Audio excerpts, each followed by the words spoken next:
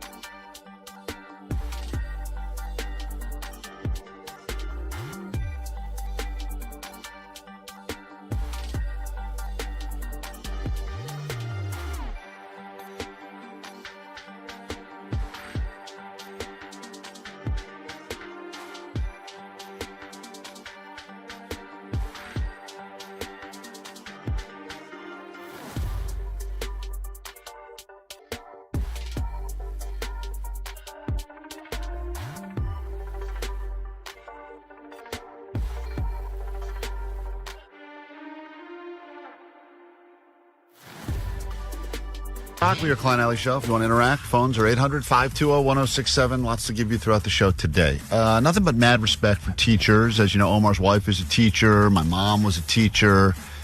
We need the teachers. And it's a thankless job, and it probably means you're going to get lice a few times a year, and you're not going to get enough money. And the reality is you end up having to go in your own pocket if you need things for your classroom, like glue sticks or whatever else. That all being said, I want to badmouth teachers for a moment. Oh, God. Klein, you can't just preface it by saying that. Well, I started with a nice thing, though. All of what I said is true, and I feel that way. But this week, at least, where my kids go to school, it's a parent-teacher conference week. I had to go yesterday. And you have to do this in person? Oh, yeah. Oh, I do mine over the phone. Well, yeah, because yours don't matter yet, because your kid doesn't do anything. Oh, okay, yeah. But at some They're point... like, he's really curious and loves right. colors. It's all just BS. Now, I mean, not that mine was much more than that, but they start going over, like, your kid's got problems here, and your kid needs to work on this, and what's going on at home. Oh, really? You got the what's going on at home question?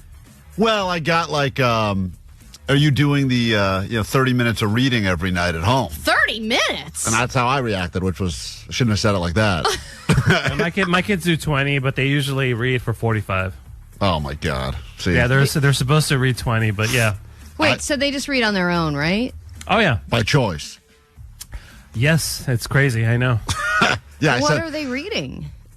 Like Amelia whatever Bedelia and books. stuff? No, the it's Magic like Tree House? It's some sort of lost. One of my daughters is into this book series of I think it's called The Lost Dogs. She reads that a lot, and they're like pretty thick books. They're like 200-page books, way out of my league. Fast. That's right. Well said. Thank you. Thank you. That is so true. Beautiful. Thank you for joining us, Jason Kelsey. Appreciate it. That's the audio version of that book. So, how many minutes do your kids read a night? Well, if I have anything to do about it, 0 minutes. Because that means I got to read too. Yeah, or I because you have to read to them. Yeah, I got to be part of it. No, I mean they can read. No, when my kids are reading, you could just. I usually knock out some work during that part of the. Oh, then time. more reading. But when the teacher said, "Are they doing the 30 minutes at home?" I said, like Allie just did. I go, 30 minutes? Where did that come? 30 minutes seems like a long yeah, time. and then I go, that's like a whole show.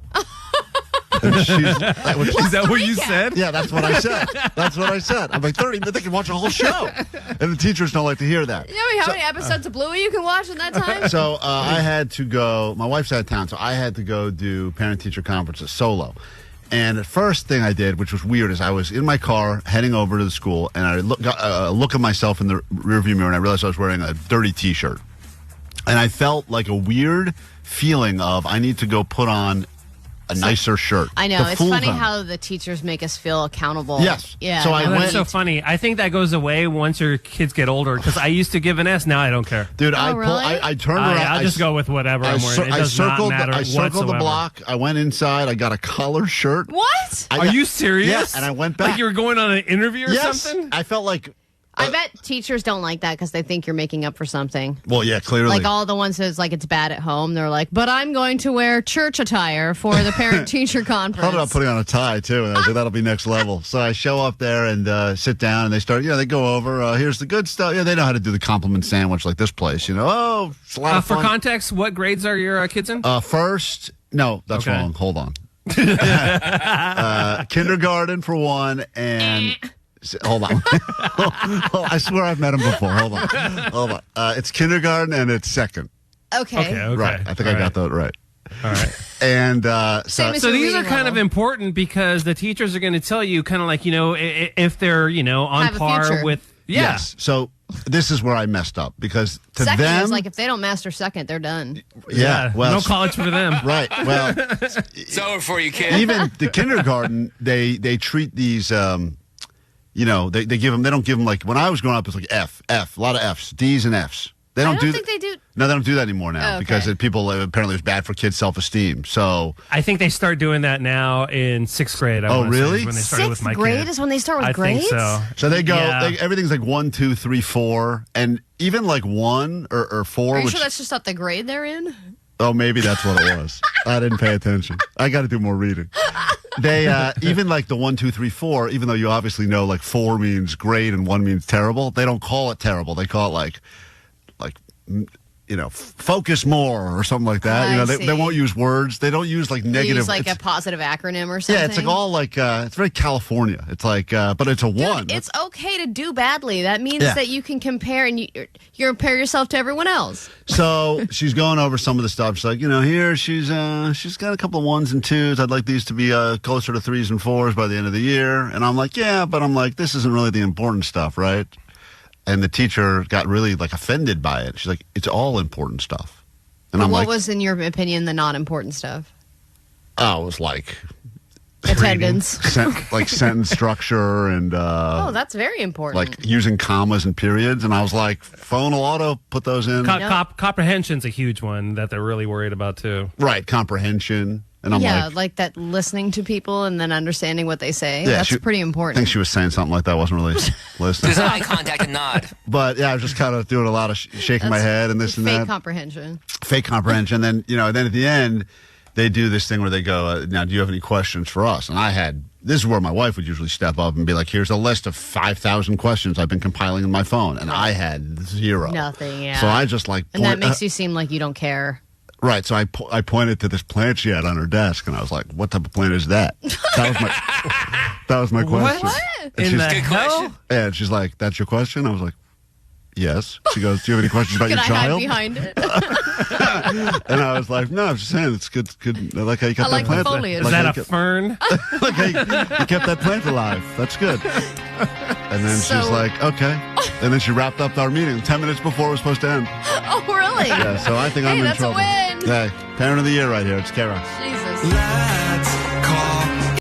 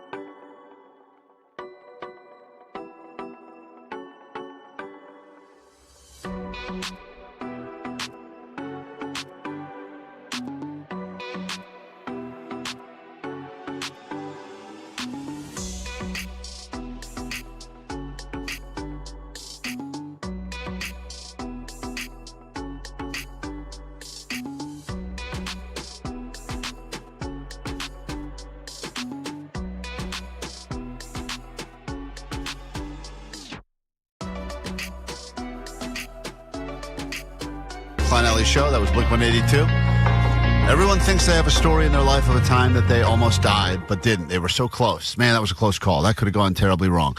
A little bit later this morning, your almost death experience could result in you getting some almost acoustic Christmas tickets before you can even buy them. They go on sale Friday noon. Ticketmaster.com. Set a reminder right now so you get them before they're officially gone. But you can win a pair before you can even buy them, and that'll be happening next hour right here with us, so you don't have to wait around all morning like we made you do yesterday. Just stick around for a little bit longer, and you'll have a chance to win those tickets coming up. Your first look also at what is happening with the ADD news. Allie will have that for you in just a moment. But on the text line, a lot of people say, why does Omar sound like a good dad and Klein sounds like a drunk stepdad that doesn't give an S? That's not necessarily always true. I do give an S both sometimes. dads are memorable in different ways. Different ways. Very Klein important. is making up, Omar is making up for the fact that he never had a dad. Yeah. And you're making up for the fact that you had a good dad. That's right. And someone said, I've been listening to the show for a while now, and I've heard Klein's kids on the air, and they have perfect sentence structure while cursing him out or singing about... Thank you. Shut up! God damn it! I want to go. He's stupid! You do that again, you'll be in big trouble. Stupid! Stupid man! You're going to listen. Do not curse. It's not okay.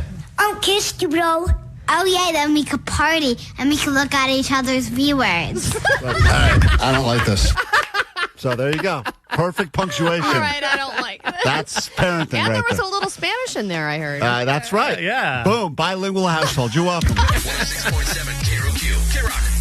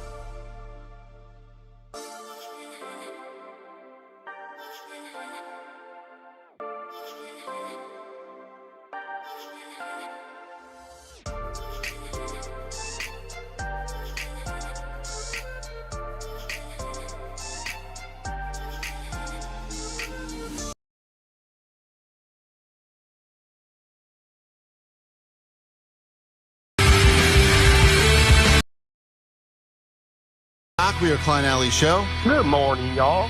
You're waking up to the Good Morning KROQ, world famous. 1,453,446,384 views and counting. Omar, if you're wondering, that Evanescence song is crushing it on YouTube. That has slightly more views than our live stream currently, but I'm sure that will change over the course of the day. You can listen to us on KROQ, watch the stream live on YouTube, and here we go with your first look at what's actually going on in the world, your ADD News. Grab your Adderall. It's time for some ADD news. My therapist says I'm good enough. All right, one of the most punchable faces on the planet is that of Jake Paul. The irony is that he is working hard to make sure that face is unpunchable.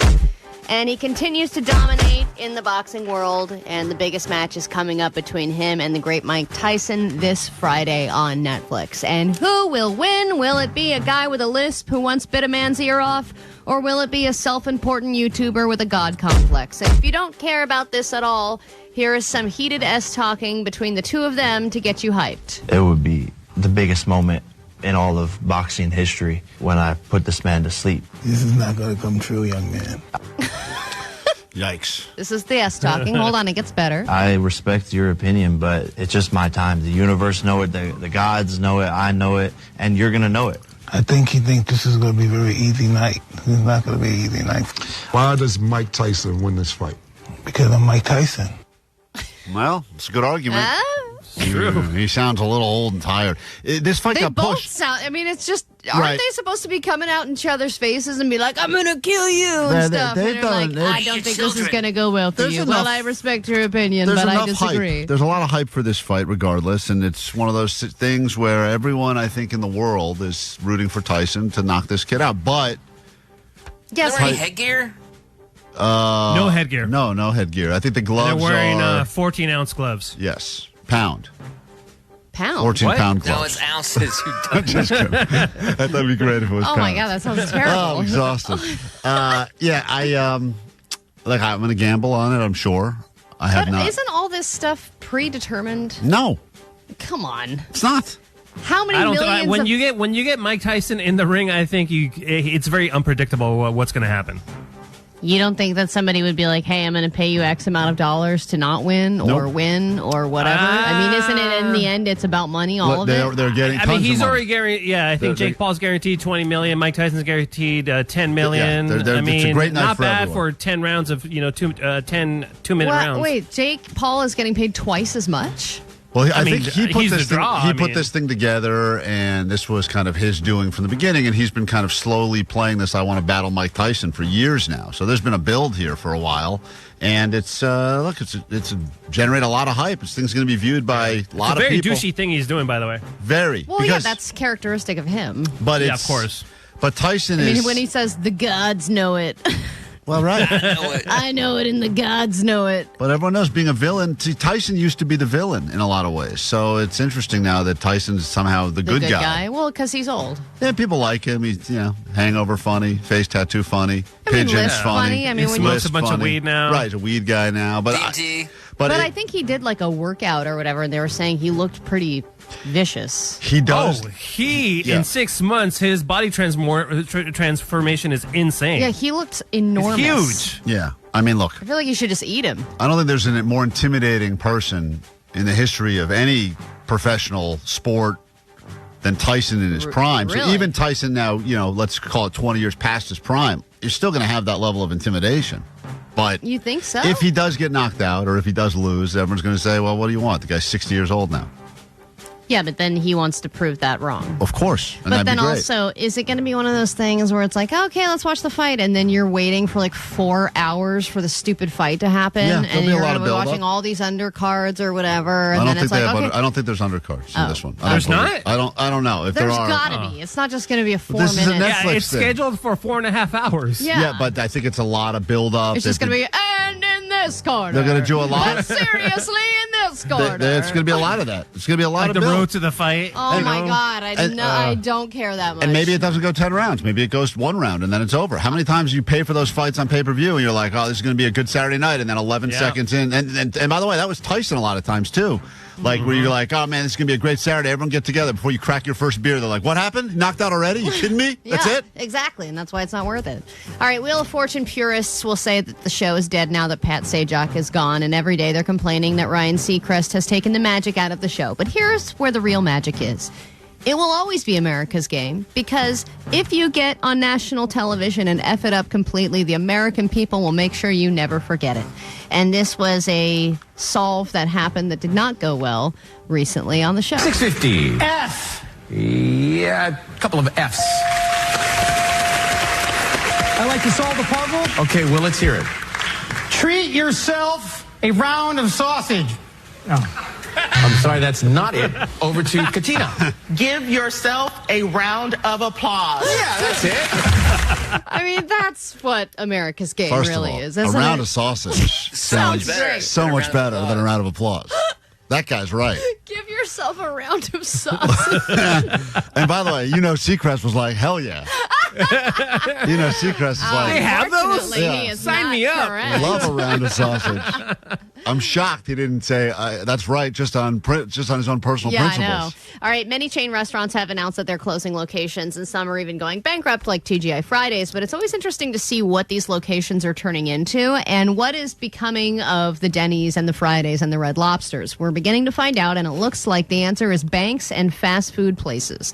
Northern credit unions and other different banks are taking over some of these locations. But the big one is Chick-fil-A, Chipotle, a lot of fast fast food places are taking over these large locations because not to expand their sit-down dining, but to expand their drive-thrus. Yeah. So Chick-fil-A is like, all right, well, I'm just going to take over this TGI Fridays and I'm going to make like 5 drive-through lanes because you don't need to hire as much staff for it. So it's way cheaper than running a sit-down restaurant, but you're just going to get even more business because it's going to be an efficient drive-through experience. We get into a brand new hour of the show right now. This hour will be complete with your tickets to K-Rock's Almost Acoustic Christmas before you can even buy them. So let's go.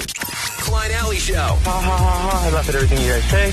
I mean, I'm talking about the show that brings you ultimate figures, the show that brings you Don't Be a Dick, the show that brings you Sweet Divots. Hard to keep the energy alive after this long. You ain't got to flame everything. Goedemiddag, met het avondnest. Koen. 106.7 KROQ FM in HD Pasadena, Los Angeles, Orange County. This is the world famous K-Rock. Hell yeah, welcome to just after 7 o'clock on your Wednesday morning. We are Klein Alley Show on K-Rock. Nice to meet you. Thanks for coming back for more. Some of you listening for a couple of months, some a couple of hours. Some, perhaps, it's your first time ever hearing our voices. And you will judge us, understandably, probably hate, and that will turn into so. tolerate, and then eventually like, and then potentially even love. If you don't believe us, here is a cautionary tale of a listener by the name of Nikki. And she's left a message on the GOAT line. Allie, you remember Nikki. She is listening to us on the podcast. And unfortunately for her, her schedule is in such a way, because I think she is a teacher, that she is so behind on the show, but she refuses to get caught up. So she's giving us an update as to where she is.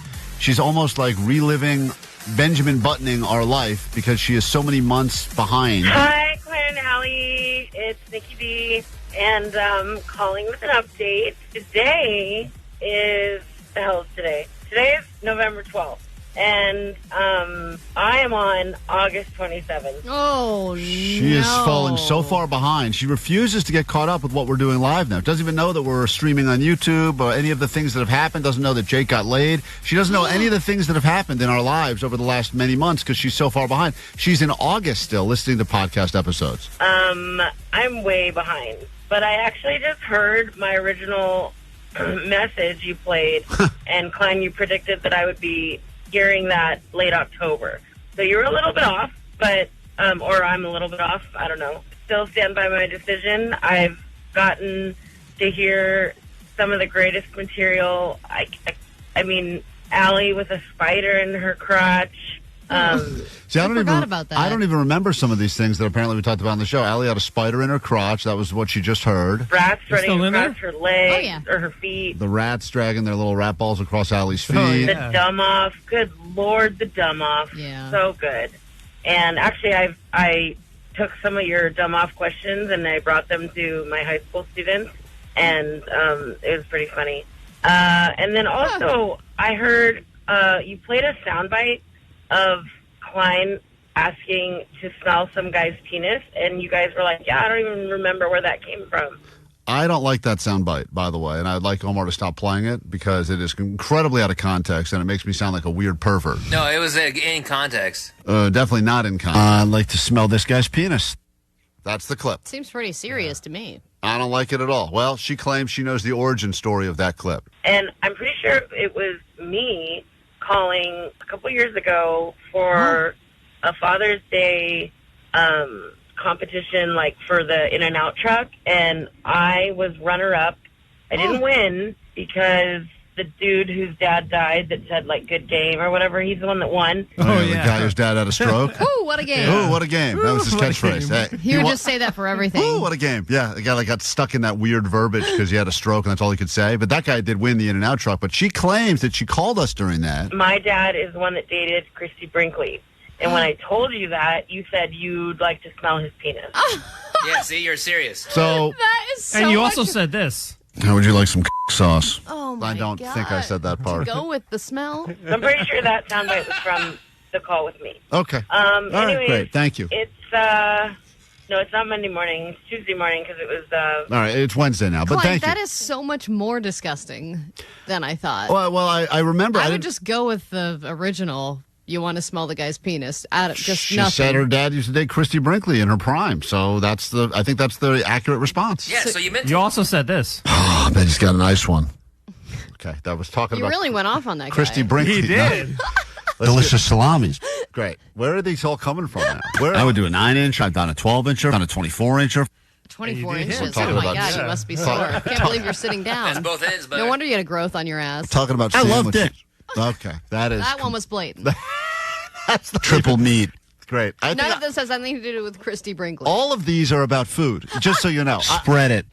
Once again, stand by it. Stand by. Let's get to That's this. not the hill you want to die on. Hosier, save Balls will be flying. All That's right, that right, was not Hosier. about food. Love's got humor. She's the giggle at a few.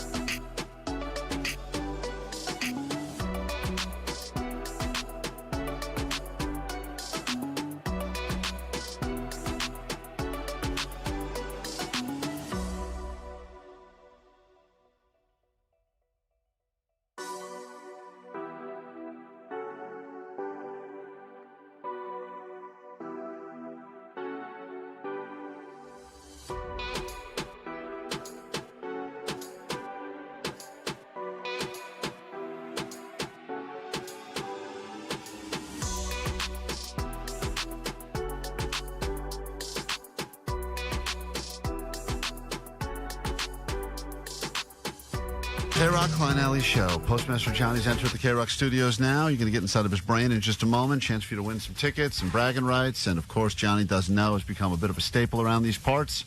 Although people are very upset about Johnny Doesn't Know. I don't want to... let's not waste time with the Naysayers? naysayers. I mean, there's a ton of messages here about Johnny, and I don't want to... This message is for Douchemaster Johnny. You want to be a winner to start your big holiday weekend? Call us now, 800-520-1067. Got the final round of Gunshot Firework, as we will take a listen together and figure out. It's a game that we all play in Southern California. Sometimes we play it year-round, but it's especially... When I was younger, I could satisfy 50 to 100 men per day. Okay, thank you, Omar, for squeezing that in. How would you like to be a part of the greatest holiday tradition to happen in Southern California for the past 33 years? KROQ is giving you the Almost Acoustic Christmas, happening again this year, the 14th, at the Forum. My hair's done and ready. Allie's already got her hair done. What ridiculous outfit will she put on this year? Feel good about herself until she shows up and we all mock her? Nicole Alvarez was like, so what are you going with this year? I was like, well, last year I did sexy yet still embarrassing. And she was like, I think that worked. You should redo it this year. Last year was Did she the ever Grinch. admit that it was a prank? Oh, I She thought it was pranked Oscar you. the Grouch. She didn't prank. God damn it. It wasn't Oscar the Grouch. It was a cool... It was a Grinch. No, it was a Christmassy green vest with fringe. Well, boy, people It was reacted like to a that. green grimace. Yeah, it was real funny. Okay. Everyone looked like, I said, Allie looked like a moldy Elmo. That's what they said. Anyway. She wants to bring in a whole spread of She's other going to continue the jackets. gag. I love it. Yeah, she's Nicole's in on the prank. She keeps giving love Allie it. these outfits. Says this is going to crush, and then She's Allie. like, how big are the coats? I can bring more coats. Smashing Pumpkins, Beck, 311, Sublime, Jimmy World, Friends, Ferdinand, Roy Lotus, AWOL Nation, Linda's, and more. It's going to be a great time. We'd love you to be there. We got some tickets up for grabs right now. And all we're asking from you is a time you almost died. Everyone thinks they've got that story. I almost died. And some people, they're a little dramatic. Flight hits a little turbulence. Like, oh, almost died. But then every once in a while, there's the... That's me. But then every once in a while, there are the I real... started texting my family. The real almost died stories, and we'd love to hear yours because your almost death could result in almost acoustic Christmas tickets. And if you'd like to join us. Bonus points if you have died and come back. Oh yeah, some people actually did die. Like they really almost like you died. Like legitimate, no pulse, saw the light. They brought you back, And then now boom. you're fine. You're back and you get that big bill. 800-520-1067. Your almost died stories for almost acoustic Christmas tickets. On the flip side of this very quick break, more show next. Thanks for hanging out this morning right here on KROQ. It is time to get your presents. The 33rd annual KROQ.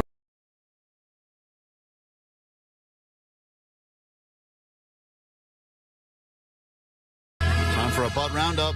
It's KROQ.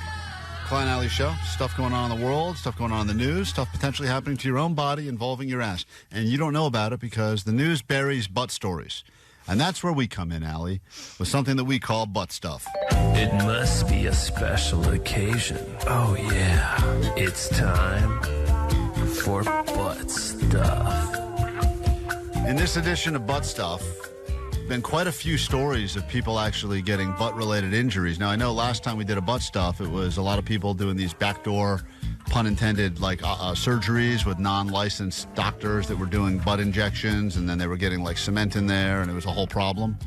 Now, it seems there's a couple of good butt-related stories that we should share with you, including the bulldog puppy that was born without a butt. What? But has made a miracle recovery after a life-saving surgery. Klein, who has an extra butt to donate? I don't you. have an extra butt. I have an extra hole. It's very different. Complex operation and built the dog a new bottom from scratch. 3-hour surgery. Lucky From scratch? What kind of scratch? Lucky then spent a week recovering and learning how to relieve herself, and now she is a fully functioning bulldog puppy born without a butt. I didn't even know that was possible in the world of dogs, but that is a medical miracle right there. So, I'm happy that this dog now has a butt. However, there are a lot of humans that, we just talked to One-Arm Gary yesterday who needs an arm. Yep. People don't have legs. People love doing stuff for puppies born without Yes. stuff. That's like the world can Oh rally. my God, like puppies in wheelchairs, puppies with artificial butts. They love it. And they will come out of the woodwork. They will donate so much money to make sure that every dog has a butt. And I just want to say, I understand animals are great, but people are pretty great too, and we should help them, maybe. From good butt stuff to bad butt stuff, here's this. San Antonio police are working on a crazy case because they say the entire argument turned shooting was over a parking spot. Police say the man was at a store on West Commerce Street when he got into an argument with a group of guys over parking. When the man was leaving, he says the men started shooting at his car, hitting him one time in his rear end. So that guy got shot in the butt, and that is not the only bad shot in the butt story, Allie, because listen to this. Just when you thought that was the only thing you had to worry about, here's another one. A Pensacola man is in jail this morning, suspected of shooting another man at a Waffle House. Now, the sheriff's office says Lucky shot at the ground near the victim. The bullet ricocheted, hitting the man in the buttocks. Deputies say they found a bag of marijuana, other drugs on Lucky. When they arrested him, he's being held without bond. So that's two shot in the butt stories What right a there. strong floor that it ricocheted off the floor and into his butt. Right in the butt, outside of a Waffle House. And that sounded like a great night up until the shooting in the butt because they had a bag of drugs, they had Waffle House, they had everything you could have asked for, minus the shooting in the buttocks. But wouldn't you say that's probably the best place to get shot? I mean, it's all fat. Yeah, I would think and it's a cool story. But and at the Waffle House. Oh, the Waffle House is definitely the best place to get shot because you can immediately, point to the menu. You don't have to order. You just point to the picture. You got food coming. Waffles. Chunked and smothered, I say. And then there's this story. If you are one of the fans of Ozempic or Wegovy, you don't just have to worry about all of the other Ozempic face stuff. Ozempic butt is apparently taking over. First, we had Ozempic face, and now we have Ozempic butt. It's this idea that when people are taking Ozempic, also called semaglutide, and they lose weight, or, by the way, Wegovy, just so you know, Ozempic is actually FDA approved for diabetes, helps with weight loss as well. Wegovy is semaglutide approved for weight loss, but whatever people may be taking, Wegovy or Ozempic, they are losing someone's weight on Ozempic. Yeah, this woman is It's definitely so obvious. defending the Ozempic. They have a lot of benefits, and it helps with depression and diabetes, and it's FDA They are approved. losing weight and ending up with Ozempic butt. I did a video on Ozempic face. Now we have Ozempic butt. So what is it? It's this idea that you lose weight, you lose enough weight, perhaps you lose weight quickly enough that your skin starts to sag, and that's in your derriere, your bum, your bottom, your butt. So they're saying this How is many now more words is she going to come up with? There's a lot of words for butt, and she uses all of them. That your skin starts to sag, and that's in your derriere, your bum, your bottom, your butt, whatever you call it. And that can happen, honestly, big guys. fat with asses. Thank Did you say that, lady? Yeah, you didn't say big fat asses like Klein did. You forgot that one, the obvious. And that can happen, honestly, guys, with any time we, number one, lose weight, lose a certain amount of weight, lose weight at a certain speed, we can get sagging skin. And that's what... She's on meth, this woman, I think. She's on Ozempic and cocaine. Yeah. Some people are realizing as they go through their, say, Ozempic or Wegovy or what... Cozempic. She's got a little Cozempic going for her. She's a combination. What have you. So when we talk about Ozempic butt, is it surprising? Well, not really. There you go. Is it hot? Yes, it is, Yes. Chris. There's a big roundup of all butt stuff. Also, experts wanted to point out that we were all making a giant mistake down there when wiping. Do you know what the mistake is, Allie? This is according to experts. This is the last story we have time for in butt stuff, this roundup. People are going back to front? That's a good guess. I think that only matters if you're a woman, I believe. I think guys can go... Any which way they want. International men. International waters down there. Our body, our choice, right? Whatever we want to do. Want to take a guess? I mean, another mistake. I think that we shouldn't even be using toilet paper at all. We should be using wipes because we get chapped asses. You're using the wrong word altogether. They're saying the concept of a wipe in general is all wrong. You got to just do the bidet. It should be a pat or a dab. Pat or dab. Wipe is. How are you supposed to get stuff? Listen, this is according to experts now. They say we are handling that area all wrong.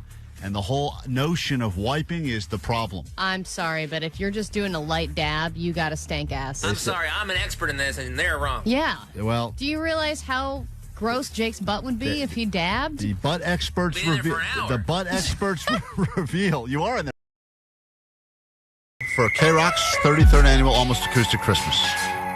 You cannot buy these yet, not until Friday at noon, but we have them for you right now.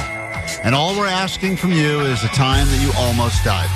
Phones are full, so text in your stories. We'll try to get you on the air, give away these tickets. Almost Death for Almost Acoustic Christmas next. KROQ.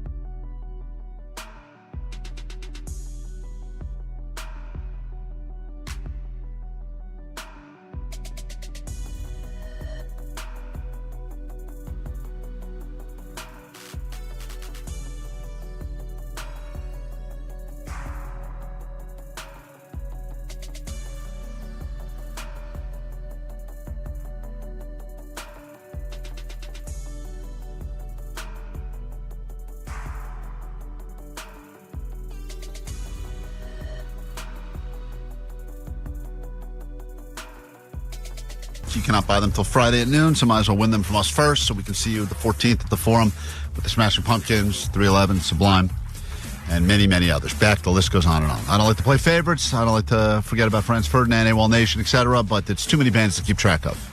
I mean, yes, 10 is too many. I don't think you can remember more than 4 things. Earlier this at any morning, given time. I didn't even know what grades my own kids were in. So how can I be expected to remember 10 bands? But right now the question is this. Everyone thinks they had that moment where they almost died. Maybe it shifted your life forever. Maybe after that moment you said, I'm doing everything differently. That's it. Life was not the life I wanted. I'm starting fresh. Oh, yeah. Didn't you get that brain-eating amoeba and then you said that you were going to live your life differently? When I was in the hospital and they weren't sure what was going on and I was in the ER and they were doing all the tests on me and then I could tell that there was something they thought serious happening and then I was trying to explain how I thought I got it and it was from sneezing out a sandwich or the time you put the pen and tried to give me an eargasm by putting a pen in my ear. Oh, right. I forgot about that. And then I was talking about how my dog puts his tongue deep in my ear. I started thinking about I'm talking to the doctor. I'm saying all these things out loud and I can tell they're judging my lifestyle choices and I realized if I can get out of this hospital alive, I'm going to do things differently. And look at you now. I went straight to Chipotle after I got out of that hospital, and I did nothing differently. But you love the meat. Some people, triple meat, baby. Let's say hi to Christian. A time you almost died for Almost Acoustic Christmas. Sir. Go ahead. What happened to you? Yes, sir. So for me, I went to visit my girlfriend in Texas, and we went to one of these like little county fairs, and they had one of these bungee jumping roller coaster thingies. So you get on the bungee jump, and dude, I don't know what was up with this guy. I'm pretty sure he was like high or on something because he was just like slurring his words and say, "Hey, just put this on." But I couldn't really understand them, so I put everything on that I could. And I realized one of the buckles was loose, and I was like trying to talk. He was not listening to me, and he started the thing, and one of these straps was not on right, so I had to hold on to the other one and like wrap my leg under like the chair. Just so then I wouldn't slip out because I already felt myself slipping to the left side. And when I was at the very top, I was like, I'm pretty sure I pissed myself and like down like my leg and my sock was yellow. Oh, it was pretty bad. So you went number one on yourself because you felt that the strap at the little rickety carny, the bungee jump ride, you were not properly strapped in. Correct. Could have been game over. Then this is when you're being shot into the air straight up? Is this one of those bungees? Second. Christian, one of those ones, like the slingshot ones? Yes, there's a slingshot. Yeah. Oh, my God. Yeah, I would probably go number one on myself, Sound like a little pussy to me. All right. Well, that's the fun of any of those like little rinky-dink carnies is that the carny's already gone number one on himself. Yeah, probably. the carnies don't look like they should have any ability to control safety for anything. I'm going to make it better for this guy. Check this out. Yeah, more exciting. All right, so back of this. Almost died because you were not properly strapped in a bungee That's probably ride. a game he plays with himself. I Hey, bet it excuse is. me, this doesn't buckle, and he's like, "What? I can't hear you." All right. David, how did you almost die? It's almost died for Almost Acoustic Christmas tickets. What do you got for us? So I was about 18, 19 years old. I went to a tattoo parlor, got my tongue pierced. The piercing went through the vein in my tongue, shut down my kidneys. Oh. I was in the hospital. For 2 weeks. I was in a coma for 1 week. What? I got spinal meningitis. And then after I got out of my coma, my mom told me that they were already going to put me on the organ donor list. What? Because they thought that I was done. But anyway, the doctor said it's because of your piercing. And I told him, stupid teenager, it's not the piercing. So they ended up putting me on dialysis, right? So I started feeling better because my blood started, getting, better or whatever. But when I got home, I got the same exact feeling that I got the first time when I started getting sick. Ripped out the tongue piercing and been fine ever since. Oh, man. But What that's a sad that story. you can never stick your tongue out and go, Yeah, you can't do that with move. a cool tongue piercing. But, I mean, think about that. Something as simple as going to get my tongue pierced, which is always a decision people usually regret not too sounds long like a after. little bitch to me. Another little bitch, according to Omar. Should have kept it in. It's cool. Brady, you almost died? Or you did. Oh, Next. Brady died. Oh, he's gone. Oh, man. Here, there's our winner. You win this one, Brady. Jason, you Another almost tongue died. piercing gone wrong. What happened to you, Jason? Hi, Jason. Hey, I'm right here. Go ahead. I'm beginning to sense a theme. So I used to be a cremator. I used to work at a crematorium, and it's naturally gas ran, right? So there's two jets, one in the front, one in the back. And the one in the front rotates, and that's where the head goes. It takes the longest to cook through the thick skull bone. Oh. Anyhow, so I'm sitting there, and I don't smell it yet, but there's a natural gas leak. And little by little, it's getting worse and worse. So I have a body lined up to go in the oven, and I walk over to get paperwork. About 15 feet away, I turn around, and I hear poof. And what it was is the grommet, the little gasket that provides the gas to the jet, was bad, and it failed, and it shot 15 feet of flame outside the door. So if I would have been opening the door to put the new body in, it would have just ignited me. Oh, man. Oh, Jesus. That's forget about even the being set on fire? Yeah, working in a crematorium. He had me at just his job. Forget about even all the, gas leak explosion stuff there. Anyway, I was torching another one, and then I almost torched myself. Oof, I would imagine every day it's got to be that close call. Yeah. Damn. Well, if you're really bad at your job, I guess. How long, Jason, did you work at the crematorium? I feel like that job would take a toll on you. About a year and a half. And I started having those fucking dreams, those nightmares, Can't where you say that. see people in your sleep that you've cremated. So I had to kind of abandon that job. That sounds crazy. God damn. Dude, Man, do you feel like when you worked there, you ended up smelling like your job? You know how guards man. That's what. So my roommate used to tell me, dude, you smell like brains, man. Because I worked graveyard shift, and I come home, and he's like, dude, I can smell all that stuff, and I'm like, no, I'm so used to it, so I don't even notice it. All right, hold on. That's Jason. Jason almost died when the crematorium he worked at had a gas leak and almost blew him up. These are all interesting stories, very different almost death stories. Let's say hi to Savannah. There's a little lady in here. Allie, it's 2024. Ladies can almost die, too, exactly. Right? Hi, Savannah. What happened to you? Hi. So with me, it was I was with my family. We went to go eat pizza. I choked on a piece of pizza, and it got stuck in my airway. And I was trying to wave down to my family, like, it's stuck, I can't breathe, and because I couldn't talk. And they just thought I was messing around. They were just laughing at me until I started turning, purple, and my eyes were getting all watery. And they're like, oh, my God, oh, my God, oh, my God, oh, my God. And then they started freaking out, and they did the Heimlich. And they got the pizza out, and I was like, are you kidding me? I couldn't even talk, and I was so mad at them. I was like, this is ridiculous. I'm trying to tell you, why would I mess around? I was choking. I couldn't breathe. Must have been deep dish, right? Deep dish? No, it was a thin pizza. Was it cheese or did it have toppings? No, I had toppings, but I took a piece, I took a bite, and we were laughing, and I inhaled it instead of chewing it. 'Cause I was all right, yeah. A lot of people, listen, I've almost choked. I told you about the time I almost choked on pizza bagels. Tried to fit 3 in my mouth at once. Can't handle it. It's happened to the best of us. The amount of times I've almost died because of pizza is... I'm not but you think when that happens, if that ever happens when you're alone, you're like, what a way to go. Thank God she was actually with other people, because that could happen alone in your place, and then you could just die and I was choking alone. on a piece of pizza. I literally thought, I'm like, this is it. I had that moment. I'm like, they're going to find me, and they're just going to have to tell everyone he died eating pizza bagels. And I was like, that's going to be sad. We're going to have to do a live show the next day also and be like, funny. Klein finally died the way that we knew he would all go. Yeah, everyone would have won their money on that bet. Jenna, what happened to you? People almost died for Almost Acoustic Christmas tickets. We got a pair up for grabs right now. You can not even buy them until Friday at noon. Ticketmaster.com. We got them for you right now. Go ahead. What happened? My family was visiting my uncle, and his neighbor had a break-in, so he wanted to check out my uncle's guns. And my uncle swore that it wasn't loaded, but it happened to be loaded. And when his friend pulled the trigger to check it out, it went off, and it shot me in the leg. I was gushing blood everywhere. And my mom was screaming, freaking out, and I was rushed to the hospital to have surgery. You got accidentally shot by your uncle's friend. Yes. I feel like that sentence gets said way too often. But the pizza. Yeah, but the woman did almost choke on pizza. That's pretty good, Jenna. Hold on 1 second. Dang. All right, we'll continue with these. This band will be there.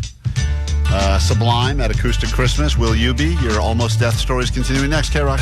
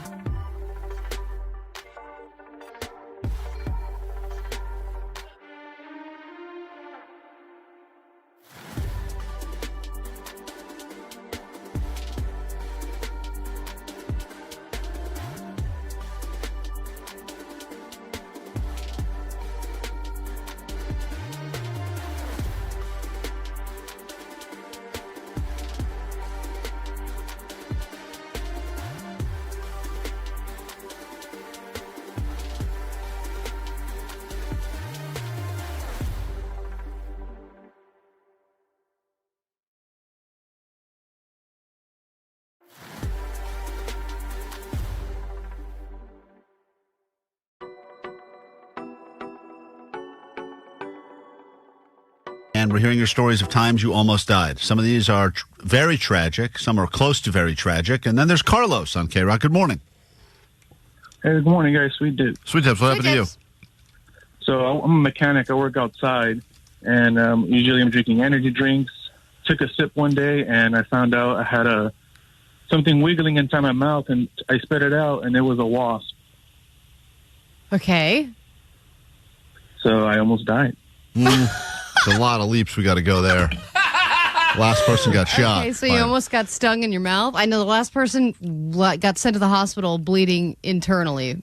Yeah, that's, well, external, like shot, but probably internal. well, yeah. I don't think so. I think you're making it more sensationalistic than it is. Chad, what happened to you? You almost died for Almost Acoustic Christmas.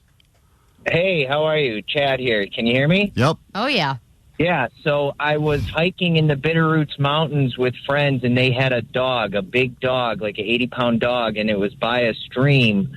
Another dog came up behind, knocked that dog into the stream, 60-foot waterfall ahead, and I love dogs. So I went to rescue the dog. I went to grab the dog and pull him out, slipped while doing it. Me and the dog went down the 60-foot waterfall, got stuck halfway, couldn't breathe. What? Came out, still got the dog, pulled the dog to the side. So scary. Definitely scariest moment of my life, like underwater. Wait a minute, you got stuck halfway down? So, like, the waterfall had, like, trees coming out of it, and I had a backpack on, all my clothes, got caught on the tree, and got stuck in, like, a flowing water. Yeah, scary, terrifying. All to try to save a dog. Good man right there. You and I are similar. We both did our job to save dogs in danger. And Chad's friends were like, damn it, he lived. And they're like, God, man, that's Chad. We got to hear more Chad stories now. Hey, Chad, thank you for sharing that with us. The difference is that Chad's dog is alive. Yours was just a statue. Omar, let's not focus on the difference of the stories. Would you jump over a waterfall for a dog statue the way Chad did? And I both had the same instinct, which was save a dog in danger. He jumped over a waterfall, saved a real dog. And yours was probably a heavier dog. Mine was, because it was made of cement. Fabian, what happened to you on KROQ? You almost died for Almost Acoustic Christmas tickets. What's up? Yeah, so I'm a quality control chemist, and I was working with methanol, which is a type of alcohol. But when you are exposed to methanol and it makes like skin contact, you can get methanol poisoning. Sweet. And I had a coworker that had vodka in her trunk, and alcohol competes with methanol in the body metabolically. Yeah, we all say that. I was able to get vodka to save my life because it competed with the methanol in my bloodstream to save my life. Did you accidentally drink the menthol? The whatever you said? No, it touched my skin, but it got absorbed into the skin. Just call it menthol. Methanol. He's too smart for us, this guy. I know, we're too dumb to figure this out, but it seems high stakes. Wait, you're a quality control what now? Chemist, got Chemistry. it. Yeah, okay, I got it. Yeah, and then Chemistry's that other one that you fell asleep. And then you you accidentally drank the menthol. No, I didn't drink. I was working with it, but it gets absorbed into the skin. I had a leak in my nitrile glove. Oh man! Oh, I hate that. Since I was feeling symptoms, yeah. Right, and then you had Totally to drink vodka. You had to relatable, drink vodka to save yourself from dying. Yes. See, that's something only a chemist would even know. I know. I must drink this alcohol to save Does everyone. anyone have a grain alcohol on the stem? There's a leak in my nitrile All right, glove. Fabian, thank you for making us all feel stupid. I mean, that guy's super smart. You could tell. But yeah, you can hear smart boys. Jen, you almost died for Almost Acoustic Christmas tickets. Go ahead. Hey guys, Sweet Dips. Sweet Dips. What happened to you? Hey, and okay, so I got hit face first by a Jeep driver. It was like a pedestrian versus vehicle accident. So I was just standing at a bus stop, and yeah, I just got hit by a car. All right, this is more at our intelligence level. I can figure this out. I got hit in the face by a Jeep. I need a chemistry I got hit degree by to a figure Jeep. that out. It sucked. So how bad a shape were you in? I got hit on my face, and so I had a sprained shoulder, but apparently it was really close to my eyeball and temple that once I got into the ambulance, the guy was like, you could have died. And I'm like, I felt like I died, dude. Like, I flopped onto concrete. It hurt. Concrete? I think you have. you also said you sprained your shoulder. I think you have lasting brain damage from that Are you accident. sure it didn't hit the lobe? I hate to diagnose this for you right now. Ronnie, what happened to you? We got 2 more, and then we got to pick a winner, Allie. Go ahead. What's up, Ronnie? Hey, what's going on, guys? I had pizza at downtown Disney, and apparently I'm allergic to yeast. And so right after we finished eating, I'm in line to go in for a ride, and mid-ride, I feel my throat closing. And so I'm stuck on this ride, like, mysterious, panicking, and, like, my girlfriend's next to me. She's like, what's wrong? And I'm just freezing because my throat's literally closing, and I didn't have my EpiPen on me. So we leave, and I didn't go with, I showed up later to Disneyland. So we came in separate cars, and so we're trying to look for her car, and we can't find her car. So I was stuck, like, it was just a mess. Like, we couldn't find her car. Toy Story parking? Never. I know. I feel like people have almost died looking for their car after Disneyland. All right. How do you not know that you're allergic to yeast, though? You know? Wouldn't you be like, I shouldn't eat this pizza? You would think that'd be one of those things you'd figure out early. We'll give Chastity the final word here, and then we have to. I mean, there's so many good stories here. So many ways people almost died. Elevator shaft situations, etc. Elevator shaft? Chastity, we give you the final word. What happened to you? So, obviously, I grew up an 80s, 90s baby, and my family loves wrestling. So, my brother, older brother, tried to do one of his moves that he saw, which was, I think, a chokehold, and he actually made me pass out. Just kept choking you. To the point where I guess I started twitching. I don't know what. Whoa. But I just remember he grabbed me, put me on the chokehold, and before I knew it, I just remember waking up and seeing him panicked. He thought he killed me. All right. See, I know everyone's excited about Mike Tyson and Jake Paul. I would love to see siblings try and kill each other in a boxing ring. I feel like they have the most vicious, that is like deep-seated aggression, anger, jealousy. Yeah, resentment, all of that building stuff. up. Yeah, the first kid versus the second kid, or the oldest versus youngest. Eric, I know we said no more, but I'll squeeze you in quickly, and then we got to pick a winner. Allie, think about your favorite so far. Eric, last chance for these Almost Acoustic Christmas tickets. What happened to you? I'm an underwater welder, and one time the compressor failed, and I had to swim up like 40 feet, and my hat started flooding with water. I had to drink like a couple gulps of salt water so I could get a breath of air to keep swimming up till they got it fired up again. Underwater welder. By the way, the fascinating amount of jobs that our listeners have is kind of crazy. The crematorium guy, the underwater I didn't even know welder. that job existed. What, are you just constantly working on the Queen Mary, trying to get that thing floatable again? No, it wasn't the Queen Mary. It was a platform in the Gulf of Mexico. Of course. Wow. Of course, yeah, we know. All right. Allie, we've heard a lot of stories. Everyone almost died. Everyone claims they almost died. Some, I think, were closer to death than others. People that got accidentally shot by their uncle's friends. People that had allergic reactions to yeast. Pizza, apparently the number one culprit of almost killing people on the show. Then we've had the... too many stories to possibly remember. The guy that had the wasp in his energy drink. I'm going to say this, and I don't think women say it often. I choose Chad. I choose Chad. Oh, Chad, the guy who tried to save the dog and went over the waterfall. Yeah, Allie's and then picking got Chad. stuck halfway through and like backpack dangling over a tree while you're dangling over a waterfall. Right. That's terrifying. Allie is choosing Chad. Omar, you heard a lot of stories. You called a lot of these people pussies, but which one do you believe really deserves these Almost Acoustic Christmas tickets because they truly almost died?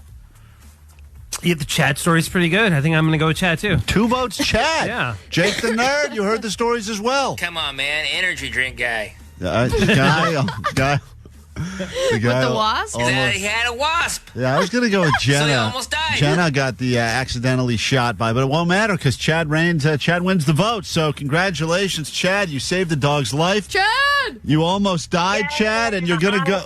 You're going to go. Dogs. I love Sublime. Back. Heck yeah. All right, good for you. I love dogs. I love Sublime. And I love Thank you. Thanks so- for picking a Chad. That's hard to do. It is hard to do. Good for you, buddy. Chad, we'll see you at KROQ's Almost Acoustic Christmas. Those tickets are yours before you can even buy them. Hold on one Now second. get out of here. Now get the hell out of here. Go do some good for the world. We'll be right back. More show next. Klein, World Famous Show. KROQ. Klein, Alley Show. Mornings on KROQ. What's going on? It's Megan Hull.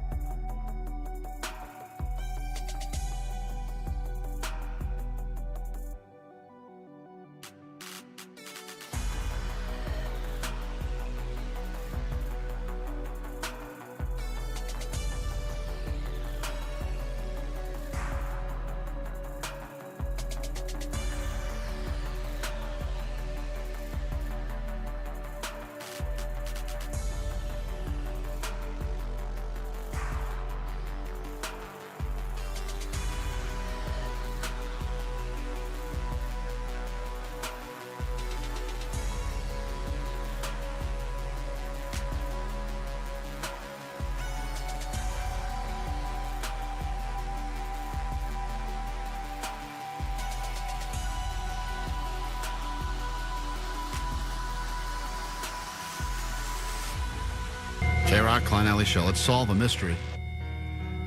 A couple days ago, a package arrived after the show. It was a giant bouquet of these live forever flowers that last for a couple of years. They're very expensive. They're sent like a giant, looks like a paint bucket. I think it's officially known as like a hat box or something. Oh. I don't know what those things are called, but fancy.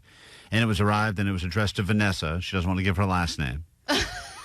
And this, she didn't know where they came from because there was nothing on the card except it said, here, something brighten your day or something. It some said trash. smile. Brighter days are ahead. Smile. Hope you like these. Brighter days are ahead.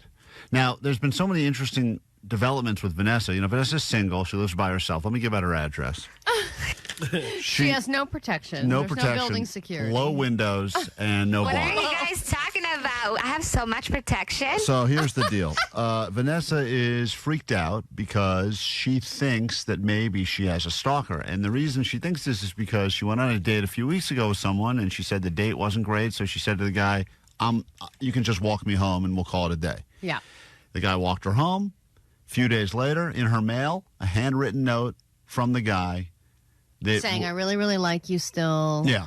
I want to spend time with you. By the way, get well soon from your surgery. Right. And we then, said that was creepy. And then he signed his name. In blood. In ink, but it was might as well have been blood. It was a creepy signature. Regardless, that happened. And then Vanessa's like, I'm such an idiot. Why did I let the guy walk me home? And a lot of people texted us, especially a lot of women, and they said, word of advice, never even though it seems chivalrous to be like, let me take you home. Don't do that, especially early. I actually have a friend who's been dating for a while, and her favorite place she lives in Anaheim. Her favorite place to go on dates is downtown Disney. She's like, you literally have to go through security. Oh, it's great. Smart. You are in a crowded place 100% of the time. Yep. No one knows where you live or anything. It's just, let's meet at downtown Disney. Oh, when they open up that Din Tai Fung, I'll be a regular. Soup dumplings all day. So Vanessa is freaking out. And then these flowers arrived. So the first thought she had was maybe it's the guy that also delivered. This guy likes to deliver stuff. Mm-hmm. Then there was a bunch of theories because she recently had a little flirty exchange, we thought, with the new lead singer of Sublime, Bradley's son, Jacob Noel. We thought maybe that was the situation going on. He's got flower money. He was here, and he was just here. He knows the address. That would have made sense. We talked about, of course, the Bud Light Bros, because the Bud Light Bros. Yeah. Vanessa gets around. She gets around. I do not get around. Everybody thinks they have a shot, with you. And the Bud Light Bros let us know that it was not them. What's up, Klein Alley? It's the Bud Light Bros. Hey, great show today, guys. Hilarious. Just wanted to say, Allie is absolutely right. We are not Vanessa stalkers. As certified cheapos ourselves, we would never spend $400 on some flowers from Chateau La Fleur. So they're out. They tapped out. They're not involved in this at all. They never Glad we did can it. mention the flower company. So they didn't get involved. They cleared the deck. Then there was a lot of theories coming through. Instagram went through all the theories, hundreds of theories pouring through Instagram, text line. Maybe it was this. Perhaps it was that. Maybe it's a security guy at the building. Maybe it was one of the bands. Bands, sometimes they send stuff over, like if we have them in, not because they're trying to sleep with Vanessa, but because they appreciate coming by and coming on the show. And Vanessa's usually the one that does all the emails back and forth. Could have been any of a number of guests that came by recently. Yeah. Gwen Stefani. Maybe I wish it was Gwen Stefani. I know, that'd be so nice. That'd be so cool. Maybe it was a pre-gift from Billie Eilish who's going to be by on Friday. I mean, it could have been any of a number of things. You don't know. Right. But it was definitely for Vanessa. Definitely just for Vanessa. And the message, even though it was vague, did say, here's that brighter to brighten days your are day. ahead. Yeah. So now we have a break in the case. there is a break in the case. Someone heard us discussing this on the air. And you can see what these things look like. And they're From up. prison. Inmate number 77357. And he said no, we got a text, for a DM from someone. And they said the following. And I just want to say before I read this, Vanessa, I had no idea how many strangers out there are infatuated with you. Mm-hmm. Yeah, It is. I'm flattered, but I also don't get it. But thank you guys. But I don't understand. There it is. That's the attraction Exactly. right there. That's the it. charm, is that Vanessa doesn't care. She just wants to live her damn life. She's still hung up on some. Entertaining. That's what this is all about. Fooling you into thinking this is entertainment. And before we get to your ADD news, which we'll get into in a moment, Allie, I just want to point out that this listener has figured out the formula for happiness. Hey, Klein and Allie. I'm calling just to tell you guys that I love the show. I listen to you guys every morning, but last month I ended up switching to nights, and man, I was making way more money. I was waking up naturally, peacefully, no alarm clock. Nothing better. I mean, that really, other than the fact we lost a listener, nothing better than What a shifting sense of freedom. a schedule where there's more pay and you can wake up Whenever you want. That concept of waking up without an alarm is just so freeing. Waking up whenever you want, just for even on the weekends. I feel like that doesn't happen for me. Rarely ever happens, and you don't realize when you have that ability, like what a gift that is to have. Yes. But just the idea of just when my body wakes up, I'm up. And to wake up and then go back to sleep. Oh. But the only thing is, I couldn't listen to you guys live. I had to listen on the stupid Odyssey app, and it just wasn't the same. I got really bad FOMO, and so in conclusion, I ended up switching back to days. No. I'm poorer. I have to wake up to a stupid alarm clock. Oh, no. But what a terrible decision you made. I mean, I really appreciate the loyalty to this show, but don't do that. You're taking less money, and you're waking up to an alarm clock just to be a part of this thing live. Not worth it. I get to listen to you guys live again. And to me, that is priceless. So I just want to tell you guys from the bottom of my heart, baby, gonna get Thank you. Oh, what's up? The man is unstable. You are mocking us now, and I feel like that whole thing was just a ruse so you could work in that prank. Can we not tell him about Wasabi. the YouTube live stream? No, don't tell him about that. But what a terrible decision That would have you made, solved sir. this problem. But thank you for your loyalty. Greatly appreciate it. You guys make the difference. Here's your news. Grab your Adderall. It's time for ADD News. I have no idea where my car is parked. As we learned earlier, almost dying sucks, and I have an almost dying story that has gone viral, and this started off as a kayaker gone missing story. There was a whole search team looking for this guy. He had gone out kayaking, and then suddenly he was nowhere to be found. They found his kayak capsized in the lake, so they thought, all right, guy obviously drowned. That's it for him. But then, oh, what a twist. The 45-year-old was first reported missing when he didn't come home after kayaking on this lake. Police finding a capsized kayak and Borgard's car parked nearby. An army of search and rescue volunteers began scouring the lake to bring him home. What a waste of time. Investigators think Ryan Borgard didn't drown in this lake, but instead say he faked his own death to run off with a woman he met online. God damn. I was going to guess that. Not the running off with the woman he met online.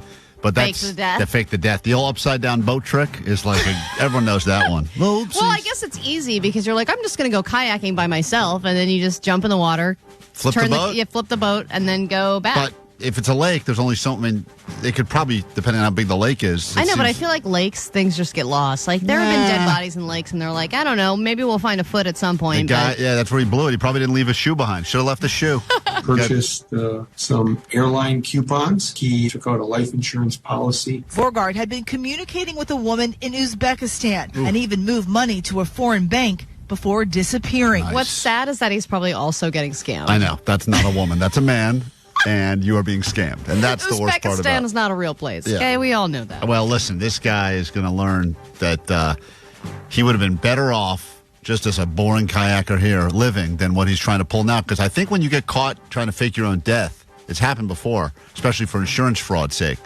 They make an example out of you. Dude. Because everyone has dreamed about doing that. Yeah. I mean, if things are bad, you think to yourself, well, why don't I just get a big-ass life insurance policy and just fake my own death, have somebody collect it, and then we'll just go to Hawaii or something. Start banging in Uzbekistan. You know what I'm saying?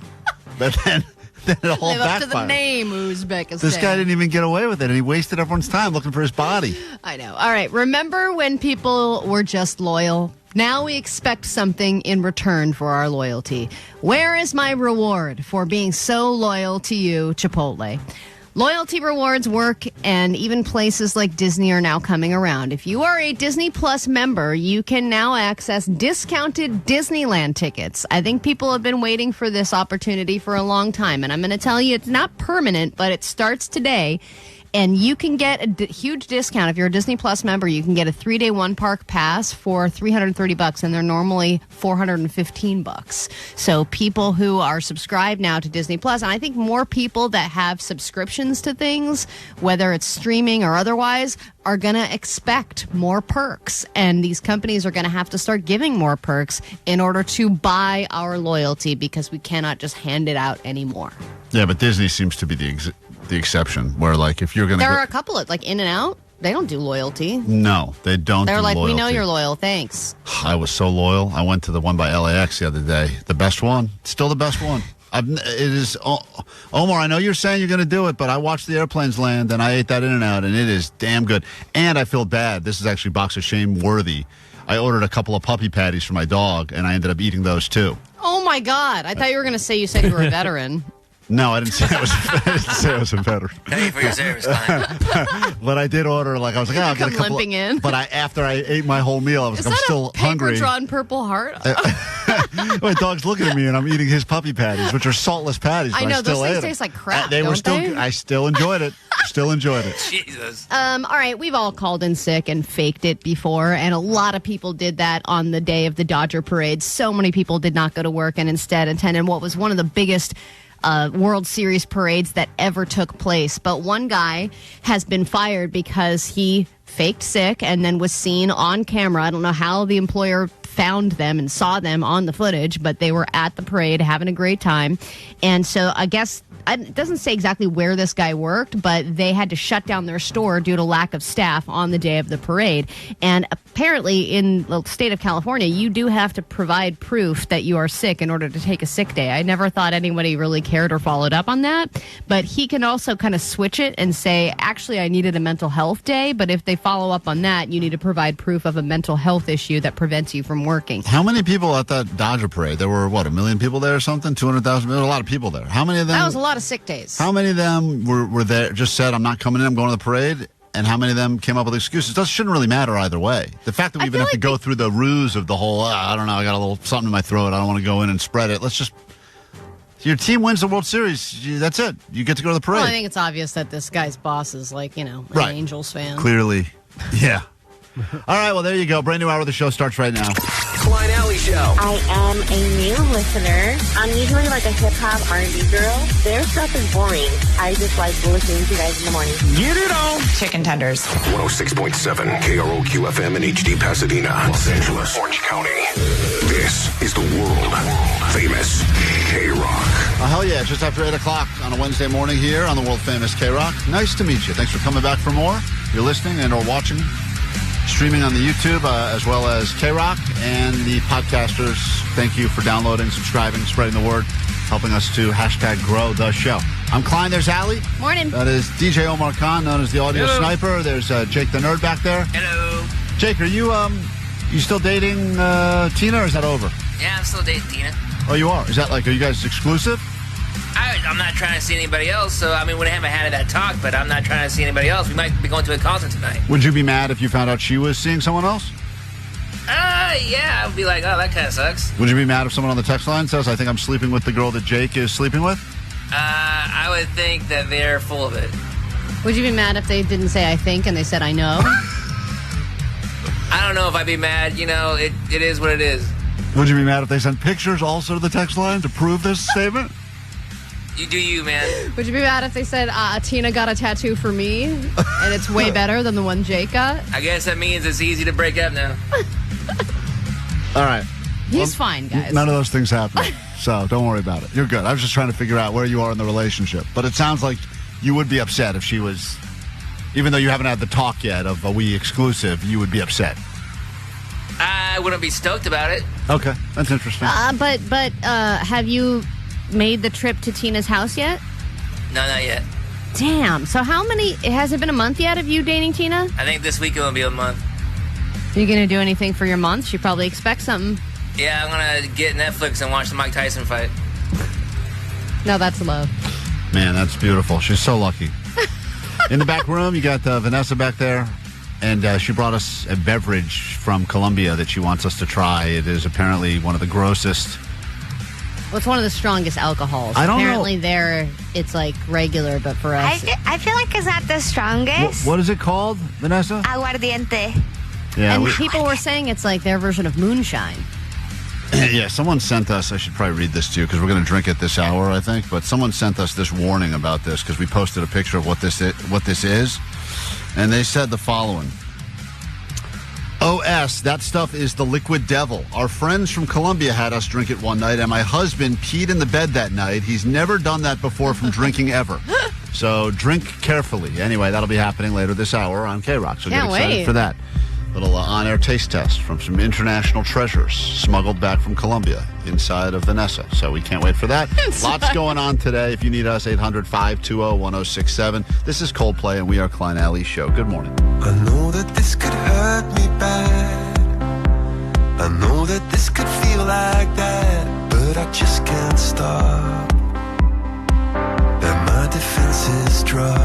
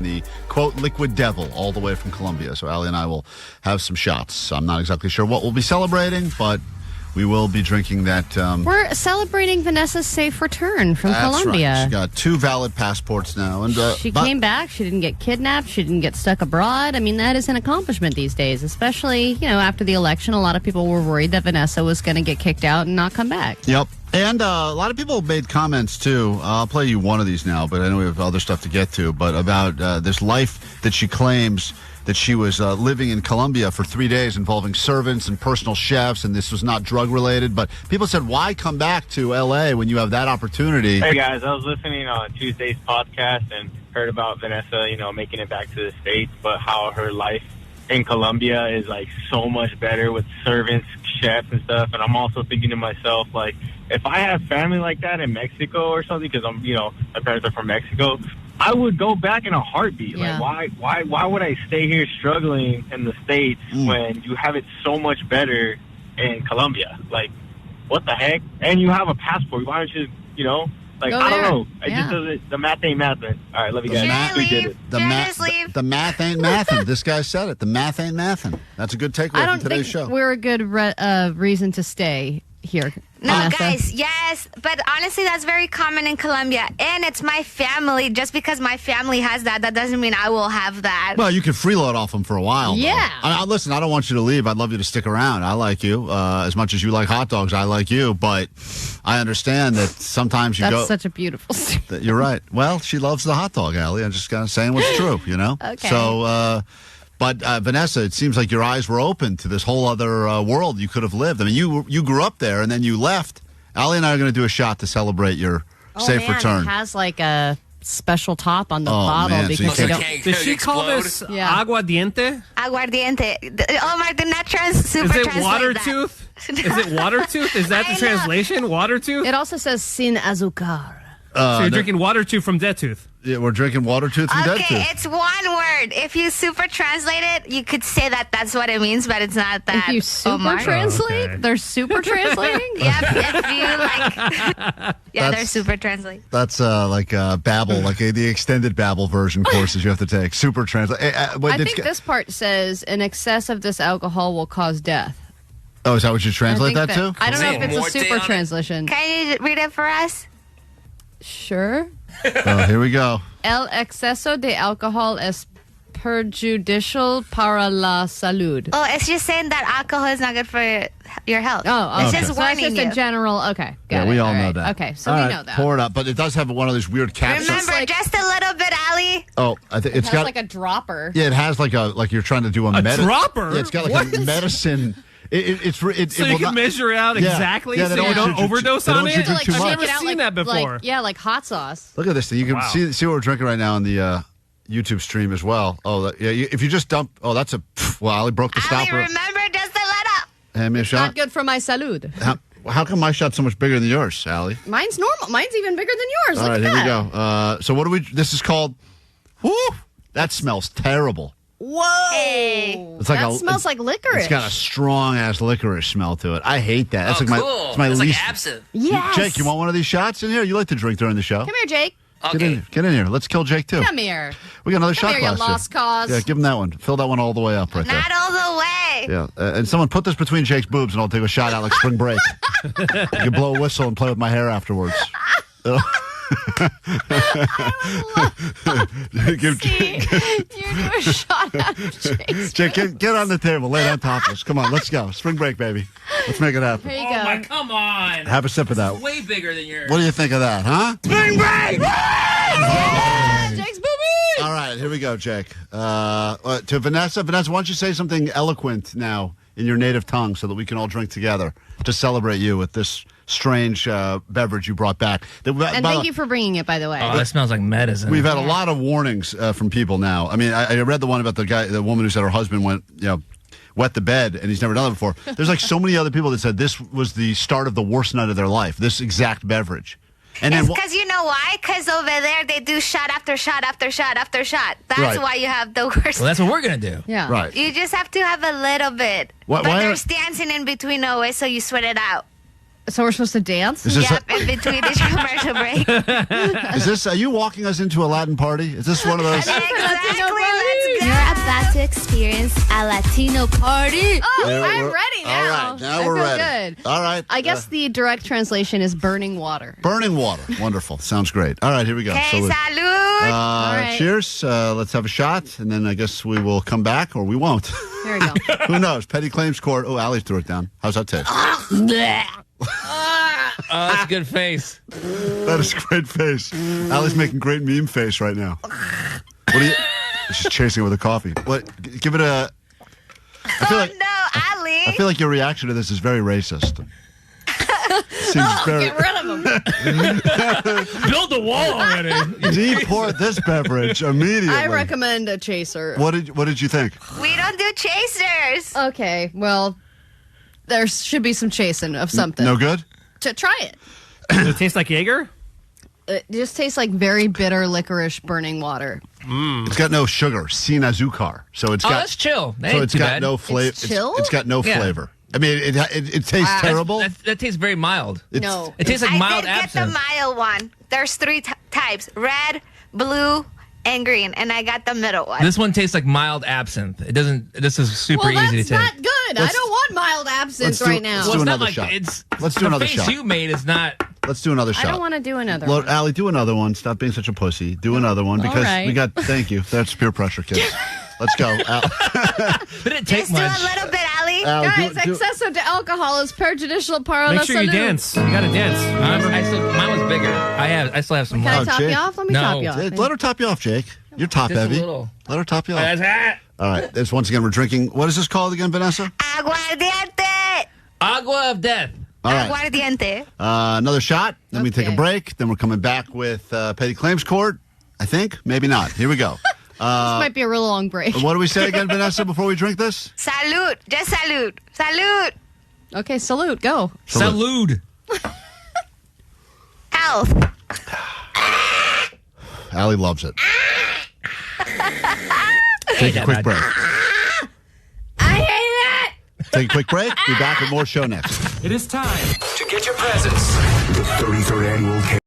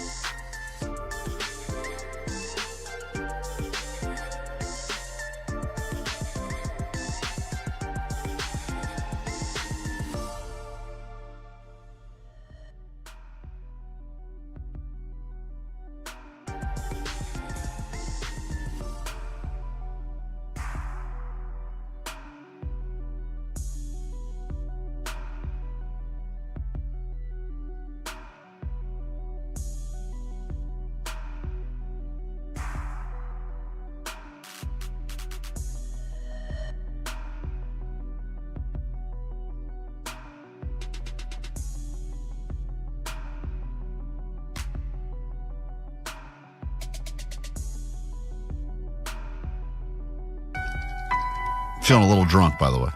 We're about to meet a couple, and their relationship hangs in the balance. They're so beautiful couple. They're a beautiful couple. And you will decide if they stay together or break up forever next on KROQ. I was a young boy.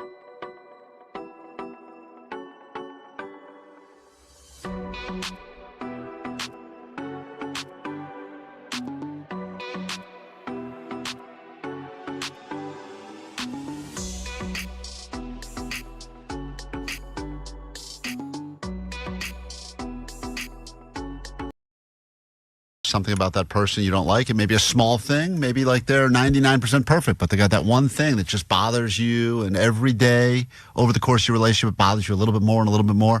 It may seem petty, but if it doesn't get resolved, then that pettiness will turn into something massive. And that will be the cavity that will eat away at the very foundation of your relationship. Right. We don't Eat want right that, away at it. We don't want that to happen, as Allie is currently eating right now. She Nope. was, if you don't believe me and you're not watching along on the YouTube live, she was shoving a giant sausage into her mouth. I needed something to balance out the alcohol. All right. Yeah. Well, you had it all right. I just needed a little hot Treat dog. yourself a round of sausage. I did. She sure did. She sure did. That's the theme of the day. She treated herself a round of sausage, and we all watched her do it.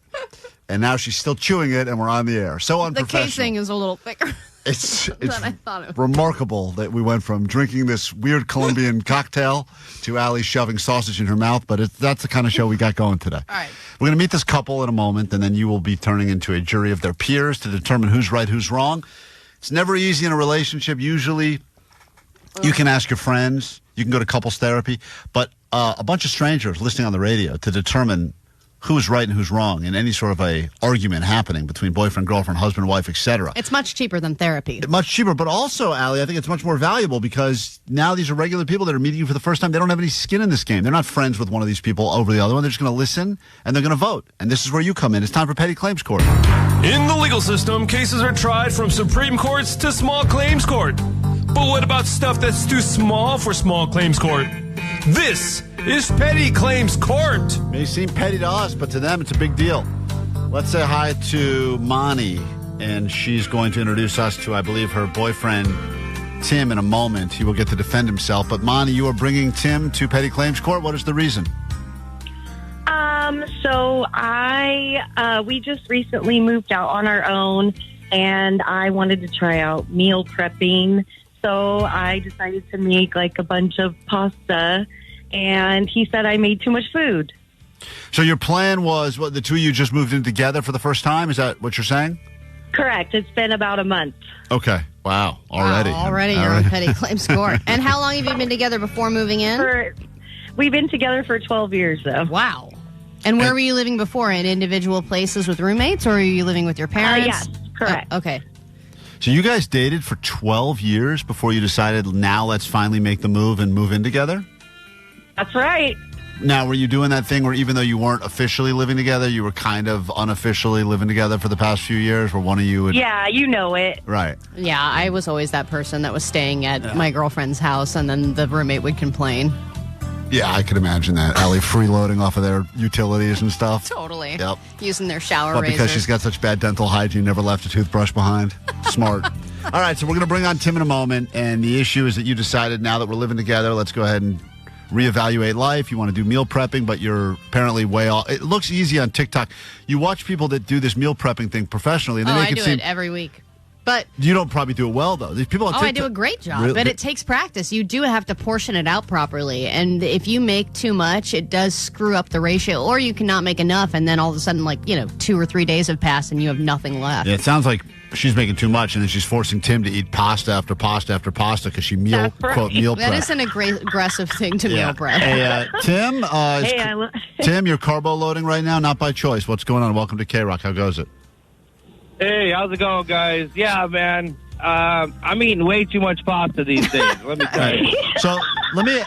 She's making full-on casseroles for 6 people 3 days in a row and expecting to eat pasta one day. Did you sign up for that when you moved in with her? Obviously, you guys must get along. I mean, you've been together a long time, a decade, especially in Southern California. That's a long time. 12 years together. You finally moved in. Other than the meal prepping thing, how has been living together? Has it changed the relationship at all, Tim? According to you, or is it pretty sweet? Oh, it's been pretty sweet. You know, I enjoy living with her, and it's been going great. You know, I just feel like I'm going to turn into 500 pounds here real soon with all the food I got to eat, you know? Yeah, it's always bad when the meal prepper gets excited about all the prepping, but then doesn't do their share of the eating. So it's a lot of, now I don't want to waste it, because that's the thing about meal preppers. They think it's their way of saving time, saving money. Well, and the other thing is, Monty, and I don't know if you've considered this, do you think about Tim's taste buds when you're making something, or do you just say, this is what I'm making, and he's going to eat it? We pretty much like the same stuff. Right. So you know at this point what Tim likes, because that's what I feel too. When I make something for the week, I know what Katie likes or doesn't like, and then every once in a while she'll eliminate something else, and the pie gets smaller and smaller. Tim, do you agree with her statement that she knows what you like and you like the same things, or would you like to take this opportunity to let her know you really don't like the same things? Well, I think she also thinks that I like it because I'm I'm pretty open to eating anything anyway. I know she does has a little heavy hand on the seasoning, and she enjoys that, so I just let her do it. Okay. Oh boy. It seems like there's going to be a lot Too much of seasoning. lot of things coming out in this story. All right. Well, in a moment, you guys will get 10 seconds to plead your case, 10 seconds closing arguments, and the jury will decide, listeners, who's right, who's wrong. But, Monty, other than the pasta situation, which is the issue this week, has there been other issues since you started this meal prep? Are you one of these people that cracks 7,000 eggs at one time and decides you're going to make little omelets for the week or something, or has it just been pasta? It's just been pasta. I'm trying out some salad next, I think. That keeps. Yeah, that'll hold nicely. It doesn't get all slimy and weird after 2 days. Fine. Well, it's all about how you pack it up together. You have to Right. put the lettuce on top. But also, pasta is something that doesn't really take a whole lot of effort. No. You know? So when I think about meal prepping, you prep lots of little things that eventually go together. But just making one big vat of pasta isn't necessarily that difficult. And it also, I feel like, has a high turnover rate. Like, you get sick of pasta kind of quickly. Wouldn't you agree?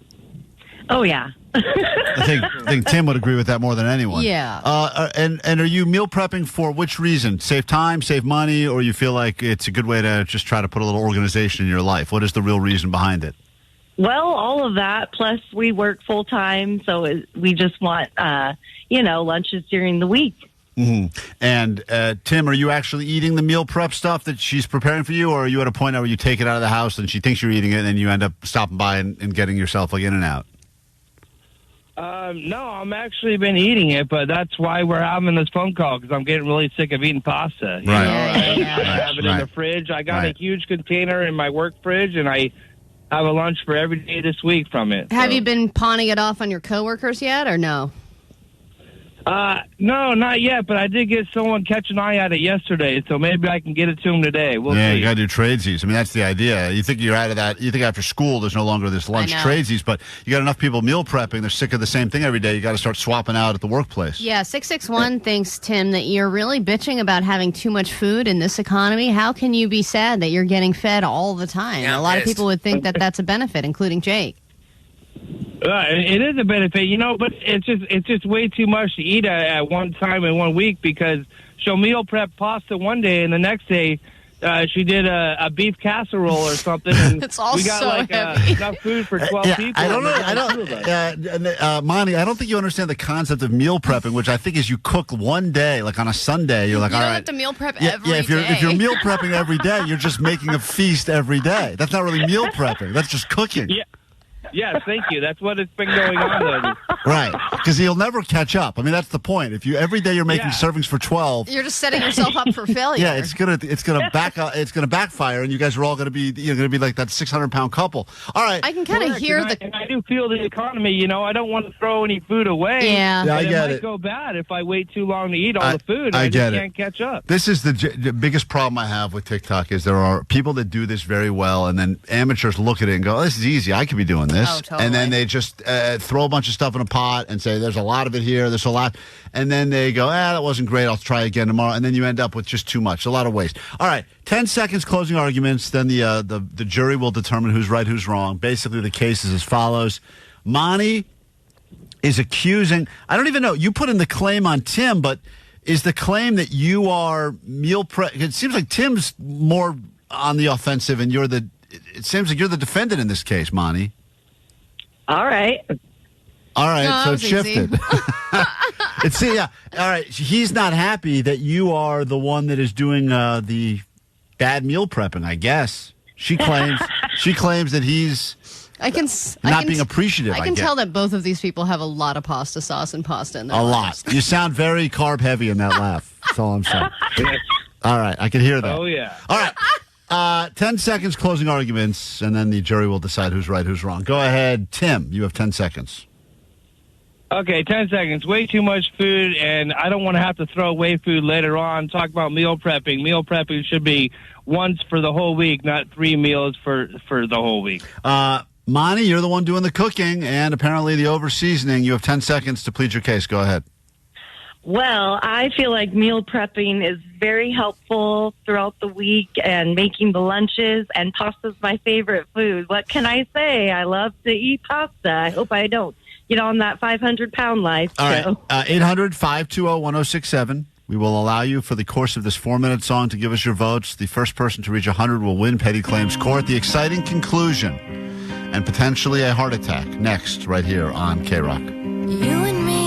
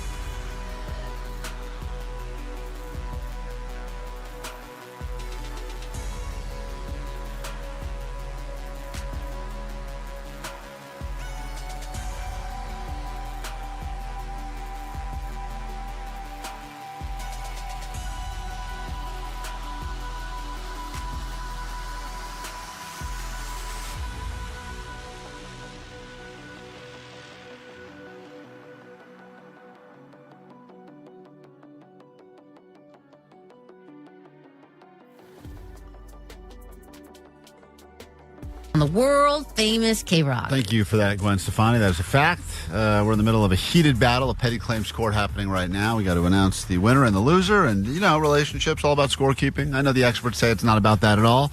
In fact, I heard I saw some meme the other day that said, relationships, you think, Allie, it's 50-50, but if you really want the relationship to work, it's 100-100. Oh, God. Barf in my mouth. Both people putting in 100% of effort all the time. Nobody can put in 100% to their relationship all the time. Just impossible. You're setting us all up for failure. I'm happy if I can put 30 to 40% in. 10%. It's a good week. 10% of effort. It's a good week.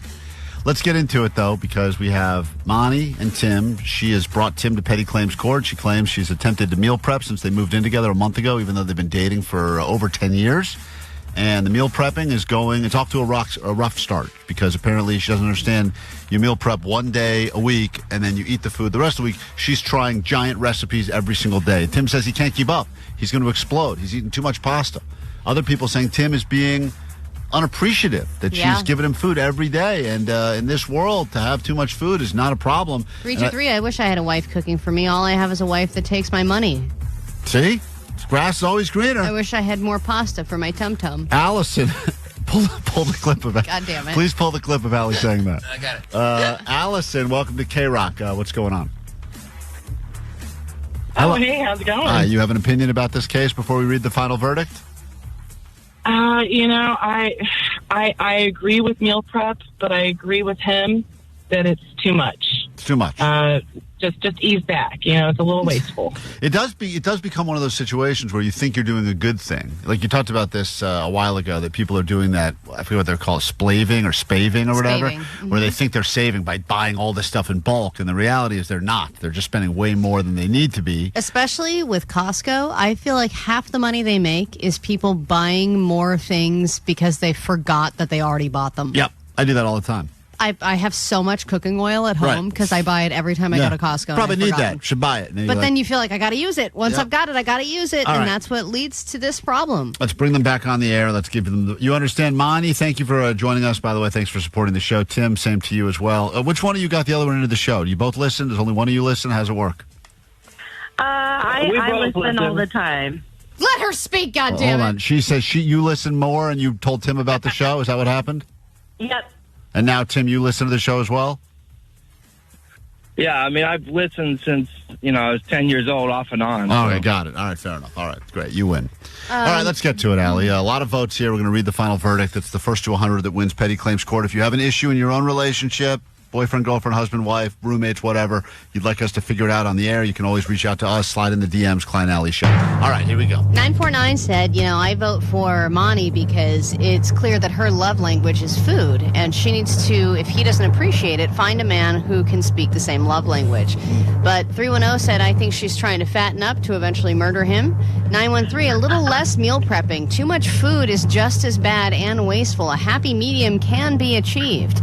323 said, the most white bread thing I have ever heard is Tim saying that she cooks with too much seasoning. Therefore, I'm voting for Monty. But at the end of the day, Tim, even though you probably can't even celebrate too much because you've got way too much pasta in your belly, you have won this edition of Petty Claims Court. Tim, the vote went in favor of Tim. Such a thing as too much pasta. The suggestions, Monty, you've got a good sense of humor about this, even though you technically lost, which means Tim will have bragging rights and get to pick the sexual position of his choosing this evening.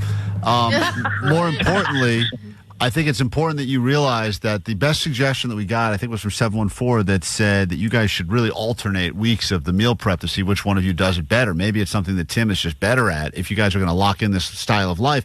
And meanwhile, 818 says meal prepping is for suckers. Just eat when you're hungry, eat what you want, and forget about all this prepping ahead. It's too much prepping stuff. Think of all that time you're wasting while prepping when you could be doing other things. Yeah, but then I didn't meal prep this week, and I just ate a sausage randomly. Right. You just start picking at random crap, and then you don't know what you're eating or how much of it you're eating at all. So, Tim, congratulations. You're the winner of Petty Claims Court. All right. That's awesome. Thank you very much, guys. All right. You've won 16 pounds of pasta, which we'll be sending to you directly in the mail. Congratulations. So I can put that. Great. Moni, unfortunately, it doesn't always work out in your favor, but thank you for listening to the show, and thank you for telling Tim about us as well. And hopefully tonight, when he has the sexual position of his choosing, it is enjoyable to you as well. And maybe just, look up some recipes online. Maybe cook one other thing other than pasta. Just, expand your repertoire a little bit. Quick break. We're back in a moment. More show next. If you want to follow along, we'll be live, continuing the live stream on YouTube, on the KROQ YouTube page. We got that going on now. And we'll be back with your ADD news and a brand new hour of the show next. Klein.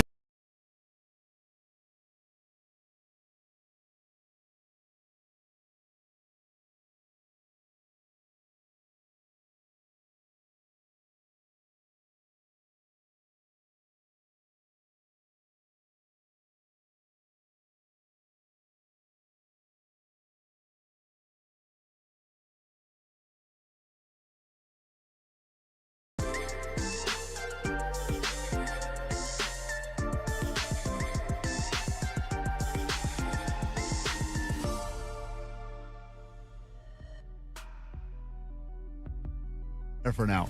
I'll be there for 2 hours. The butt experts reveal that the wiping and wiping hard is causing all sorts of problems for people because we're not doing the proper pat/dab method. Oh. Dabbing all the live long day. So there you have it. That's been a very exciting Very graphic. and graphic round of butt stuff. We take a super quick break. Chef that doesn't want to be in an exclusive relationship. That's what makes her so wanted.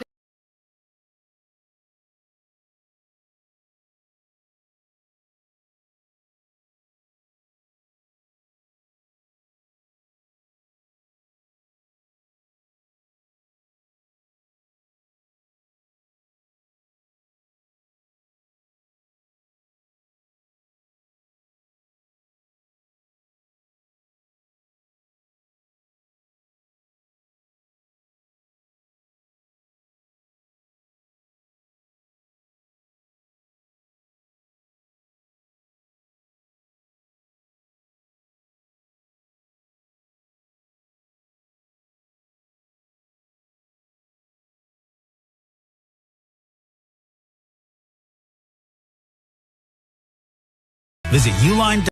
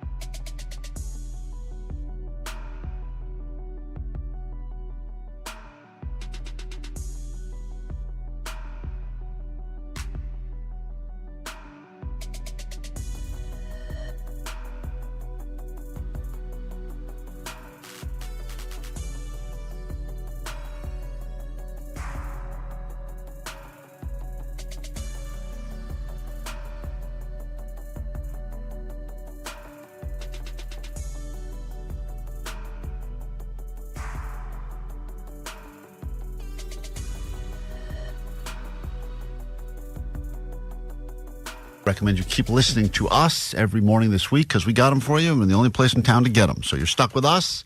And now, what's happening in the world? Let's figure it out together. Your ADD News. Grab your Adderall. It's time for... wait. Where's my Adderall? Hey! Get back here! No! All right, well, it is official. The 2024 Sexiest Man Alive has been decided, and it is Jim from The Office. Yeah, that's what Klein says. He loves the meat.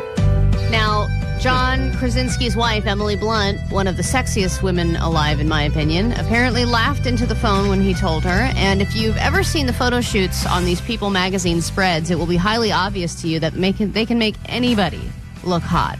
I have never thought if this guy is hot before, but looking at the spread that they put together makes me want to switch for him. And I feel like that's what they can do to any human. Like, if they were to do that to you, would be the hottest. You could easily be the sexiest man alive. Well, thank you. Simply because of lighting and, doing that frowny face with your eyes and going like, I don't know, am I squinting? Am I sad?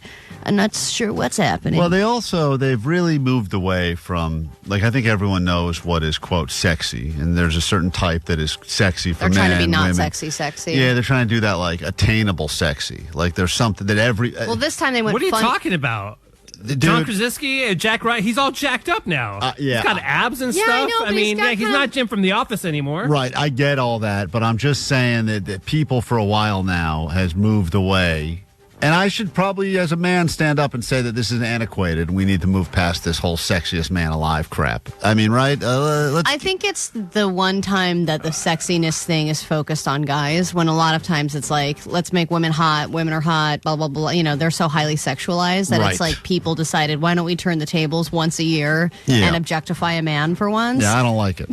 I don't like the way it feels, and I've been snubbed yet again. And also, even if you look back to how this thing used to be, it used to be guys that universally, I think, people found like David Beckham type. Well, they would do like Brad Pitt and stuff. But then last year, I think they did Patrick Dempsey, which was like old person hot. Yeah, they're doing all these he's like a silver fox now. Right. So I don't know who really, but I guess Allie says that I haven't seen the pictures yet, but apparently they made him look. They make him look really super hot. Yeah, he's all like scruffy and he's got like a New York trench coat on and he's getting out of a taxi cab and it's like, I don't know where I'm going. I'm busy. Good for him.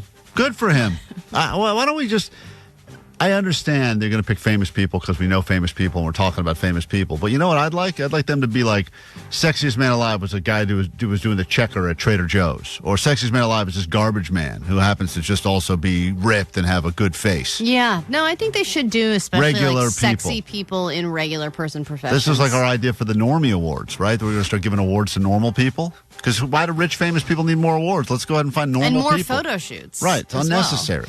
Okay, now from the sexiest man alive to potentially the sexiest one dead. A man who died in a tanning bed at a Planet Fitness. This man was reported missing on Friday after coming here to the gym. However, he wasn't found until Monday morning inside of the tanning bed here. And keep in mind, this was all while the gym was open over the weekend. Oh, man. And the biggest question this morning is, how did this go unnoticed? One man writing, quote, I wondered what was going on because it smelled weird and they had a tanning bed blocked off today when I was there. Well, I think you figured out that mystery solved. So they just had blocked off the tanning bed, but continued to let a dead person sit in the tanning bed? You do not interrupt a man in the middle of a tan, regardless if he's alive or dead, Allie. That guy was probably looked so good at the end of that whole thing. I know, right? That's what I was thinking. I was like, man, wonder what the reason. Sexiest dead guy award he probably win. But that's not. He didn't die because of the tanning bed, right? No, they actually think that they found like a needle next to him, so they think that like drugs may have been involved or something like that. Yeah, but the big question is if that place is open all the time, how is it possible? Like, there were a couple situations we talked about where like a lady came in on a Friday at work, but nobody comes in on Friday. She died at her desk, but the place was closed. Yeah, they found her on Monday because the place was closed all weekend and stuff. But this place is open. Yeah. And you would think that a gym is being cleaned on a regular basis. So even a tanning room or a tanning bed, don't you think they'd give it a once-over at the end of the day? All tanning beds have a bit of a smell. There is that weird burning skin smell. Burning skin, but also like that lotiony it's coconut mixed with burning skin. Yeah. So you don't really know. It's like relaxing and terrifying. Good ambiance. That's how much people don't want to be embarrassed, though. They're like, because, when you guys made fun of me for calling the cops because I saw the shoes in the van. this is what the problem is. People don't want to be embarrassed and look like an idiot like I did, so they just don't do that it. guy can't be dead. He's just tanning. So on day 2, he's like, man, this guy was really taking his tan seriously. Guy is real deal tan. Slow burn. You got to go low and slow. It's this Jersey you want to Shore get level right. tan right Yeah, there. exactly. All right, sometimes in life you just have to take the L, as we've said before on the show. And even As a you said before on the show, and you said it so eloquently. So beautifully. It was That's okay. I'll take the... Yeah, there you go. That's beautifully said. Someone put that on a pillow, please. I can admit it, and even multi-billion-dollar corporations can admit it sometimes. And Apple is admitting that their Vision Pro was a fail. They are scaling production way down, practically closing it down completely because they're going to have hundreds of thousands of extras after sales for their $3,400 headset have plummeted. They what did sold they expect? But what did they expect? That's too much money. they did say that it was going to be like a high-ticket item, and that a lot of people that want to buy it, we're just going to buy it initially, and then it was good. Like at the beginning, they sold like hundreds of thousands of them, and then now it's like in the low thousands because everyone who was stupid enough to buy it already bought it. The reason they sell so many Apple Watches and everything else is because you can figure out a way to make that, at least in your own brain, you can come up with a way to make that affordable, right? You can say, "Oh, I'll put it, $30 a month," or those goggles are too much. Well, yeah, it's such a luxury item and then you're like thinking when it comes out, is everybody going to be in on this? Am I going to be one of hundreds of people walking around with a Vision Pro because I want to be the first? But then you ended up being the first, and then everyone was like, you just look like an idiot. You know what I mean? And I guess people were complaining about it too, saying that it was giving them neck pain and headaches and that it wasn't fitting on their faces properly. And some people said that they even got black eyes from their headsets. Say that again? Black what? Black eyes. Okay. Pull that clip. We'll take a quick break. We're going to give you a brand new hour of the show right now. Klein Alley Show. Chachi, ribbon, shaky bakey, Captain Dong Dong, and Siente Muerto. We need the AM show. It is what it is. 106.7 KROQ FM in HD Pasadena, Los Angeles, Orange County. This is the world famous KROQ. All right, hell yeah. Welcome to KROQ. If you're just joining us, we've been doing some drinking this morning because Vanessa smuggled us back. Fire butt water, or whatever it translated to, from Colombia. And we drank it, and boy, we are feeling loopy. This hour on the show, we get to some bamboozled, scams aplenty as we're officially entering the scammiest time of the year. Do not be scammed. You're going to want to hear what we have in store for you with some bamboozling. And in a moment, I will unveil. I stumbled upon a show that I was not expecting to enjoy or watch. And it has what I believe to be the greatest sex scene of any show on mainstream TV. And that's how you rate shows. And I think that everyone needs to know about this if they don't already, and we'll get to that after Sum 41 KROQ. You got dongs.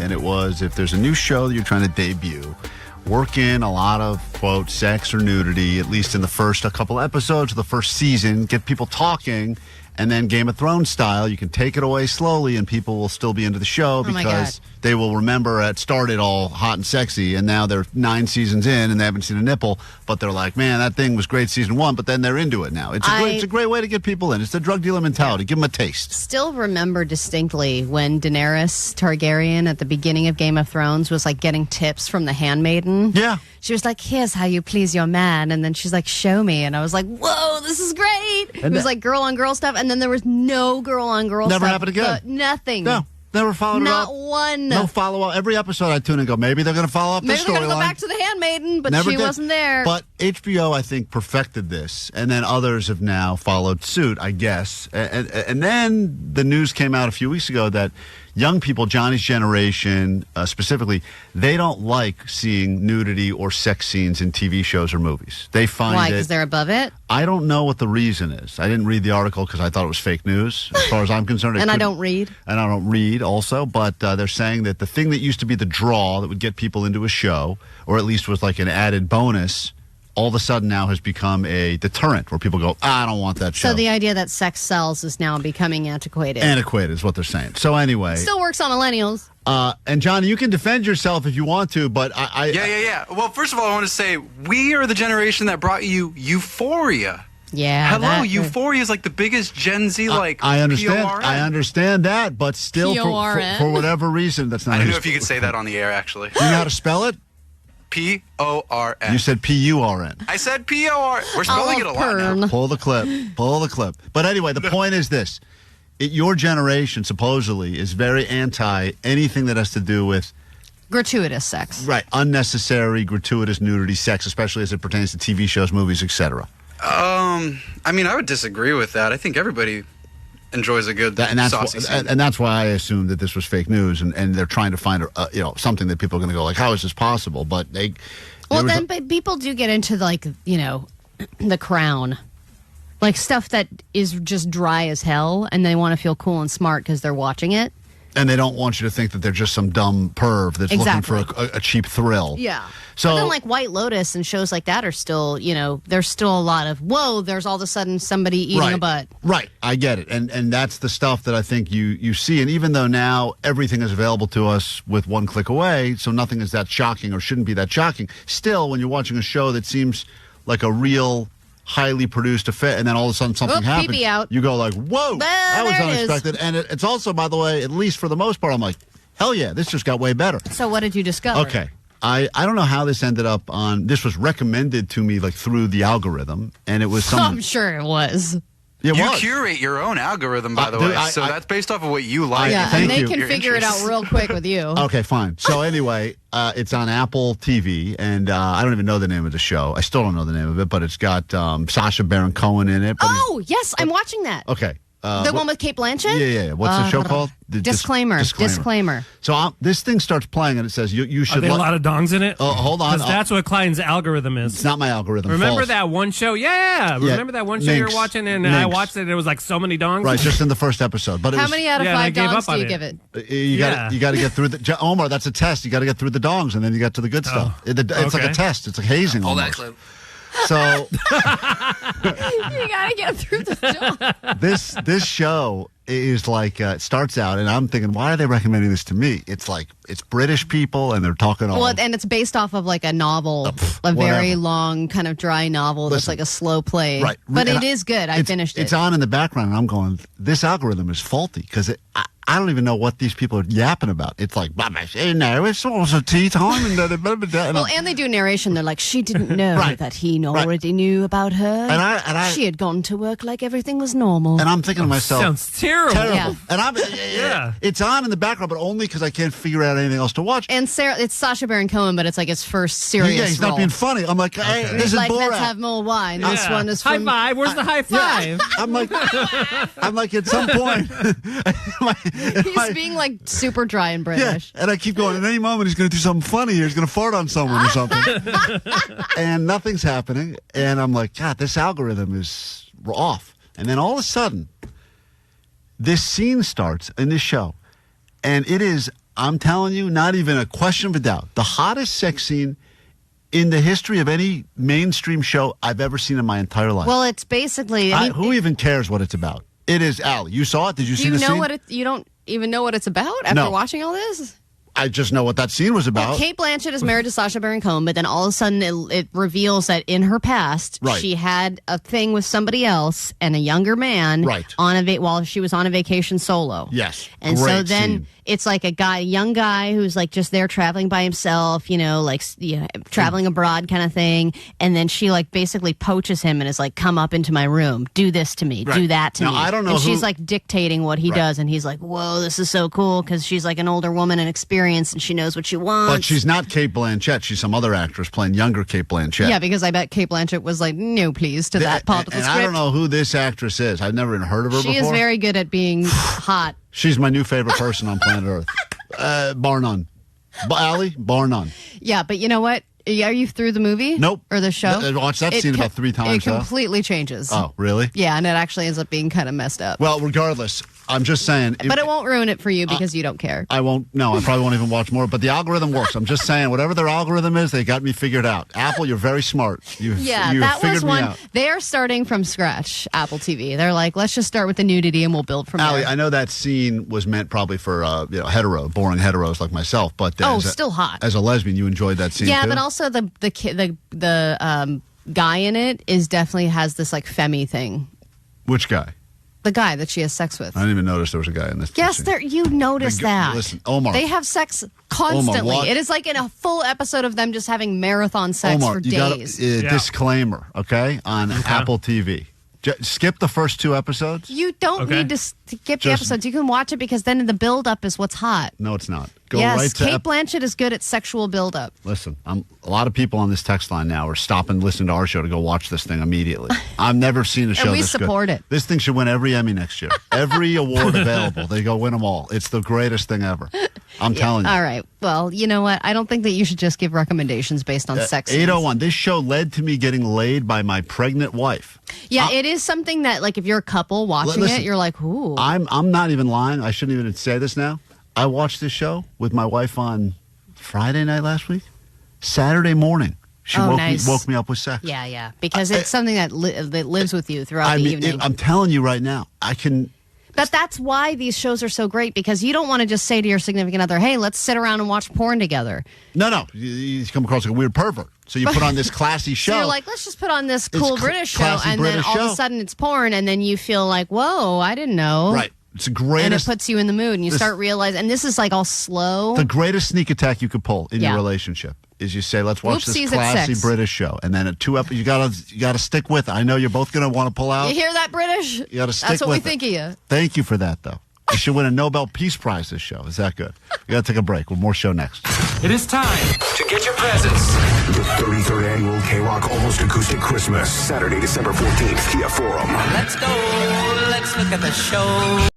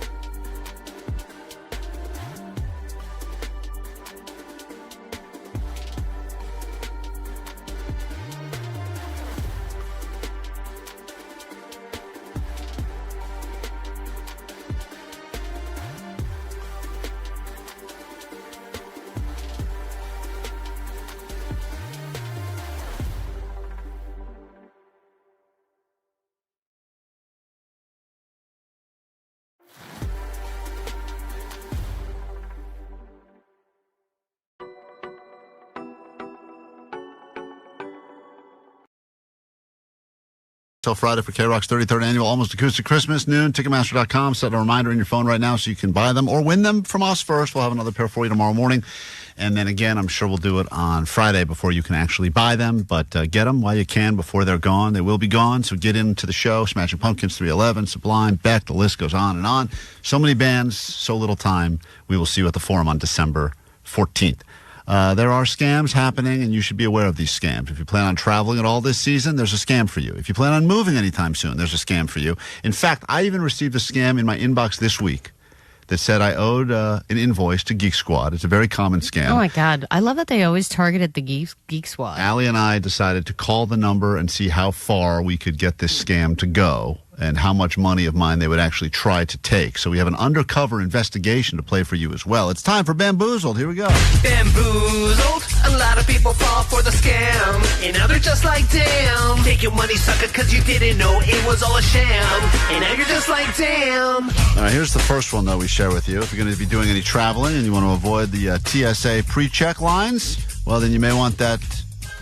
You know, that, they got the clear, and then they also have the TSA global entry.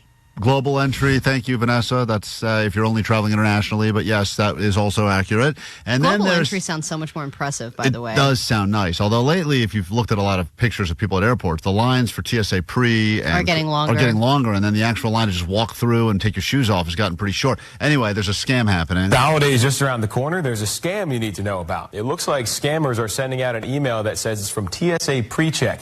It allows you to enroll or renew online and sends a link to a copycat website. If you enter any of your banking information online, they will have access to it. Now, TSA emails will never include direct links for payment. You pay in person when you bring your documents in and have your picture taken. If you doubt an email is legit, don't be afraid to contact TSA. People hate lines at airports, and especially lines for security. So if you get the email right a couple weeks before they know people have trips coming up, they're like, oh, click here and get TSA pre-check. I could see why people would be like, oh, very thank God. attractive to people who are procrastinators. Don't like do that. You cannot do that. You have to do it in person. They will never make it convenient enough for you to just do it through email. And then there's this. I cried so hard because everything I owned was in the truck. Literally everything. I hired movers, and they apparently have stolen my stuff.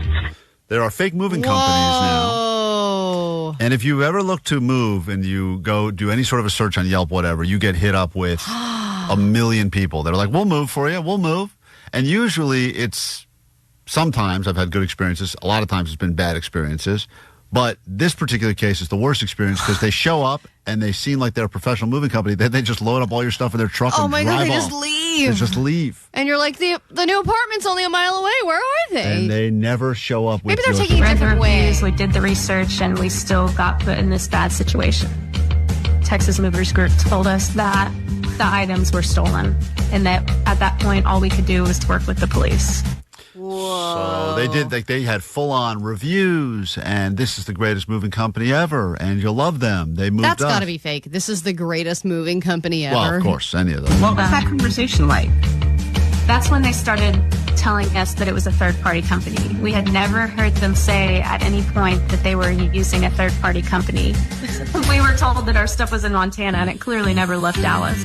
So, anyway, that's something you should be on the lookout for if you're going to be doing any moving anytime soon. Hey, you know what, though? What a great way for a reset.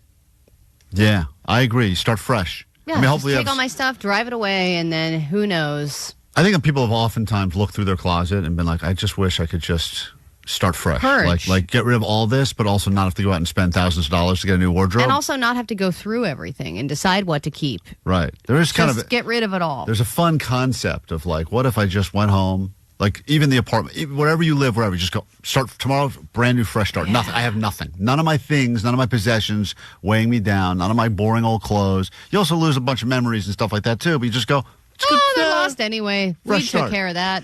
So then there's this scam. This happened to me. I received an email that said I owed Geek Squad a bunch of money, and I could call and cancel, but I had to call whatever the number was.